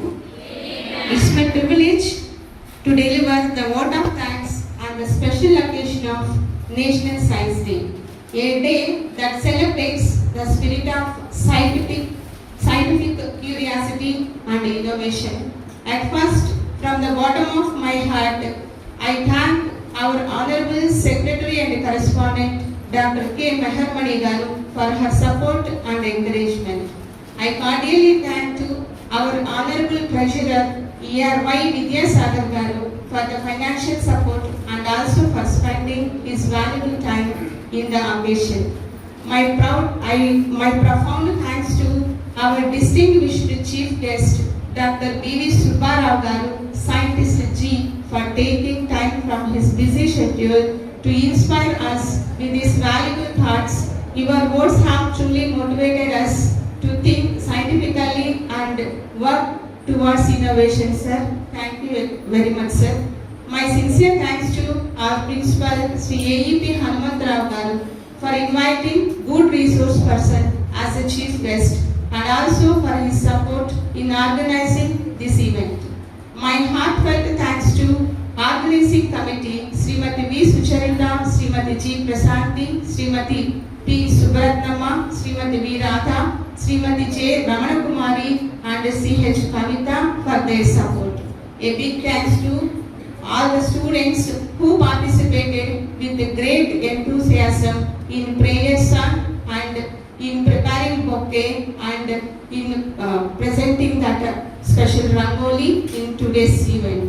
My special thanks to IQAC Coordinator Srimati K. Maidili Madam and Political Science Lecturer Sri K.V. Ramanaya Sir for their help in this event. Finally, I thank the all audience, all students, guests for your presence, support, encouragement, which made this celebration successful and meaningful. I thank print and electronic media especially. Let us remember the words of C.V. Raman, who discovered the Raman effect. We commemorate today. The essence of science is independent thinking, hard work, and passion for truth. Thank you, one and all. Happy National Science Day.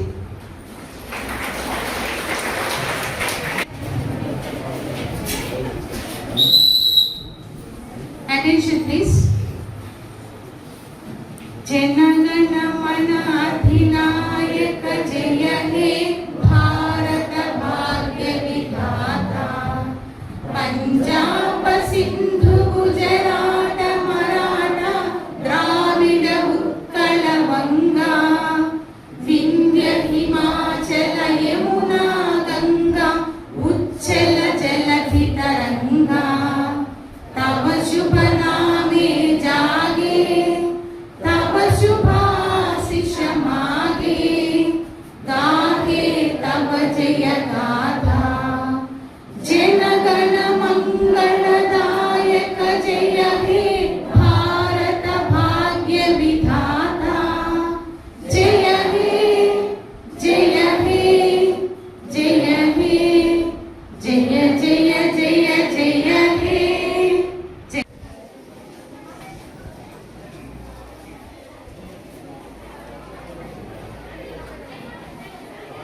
students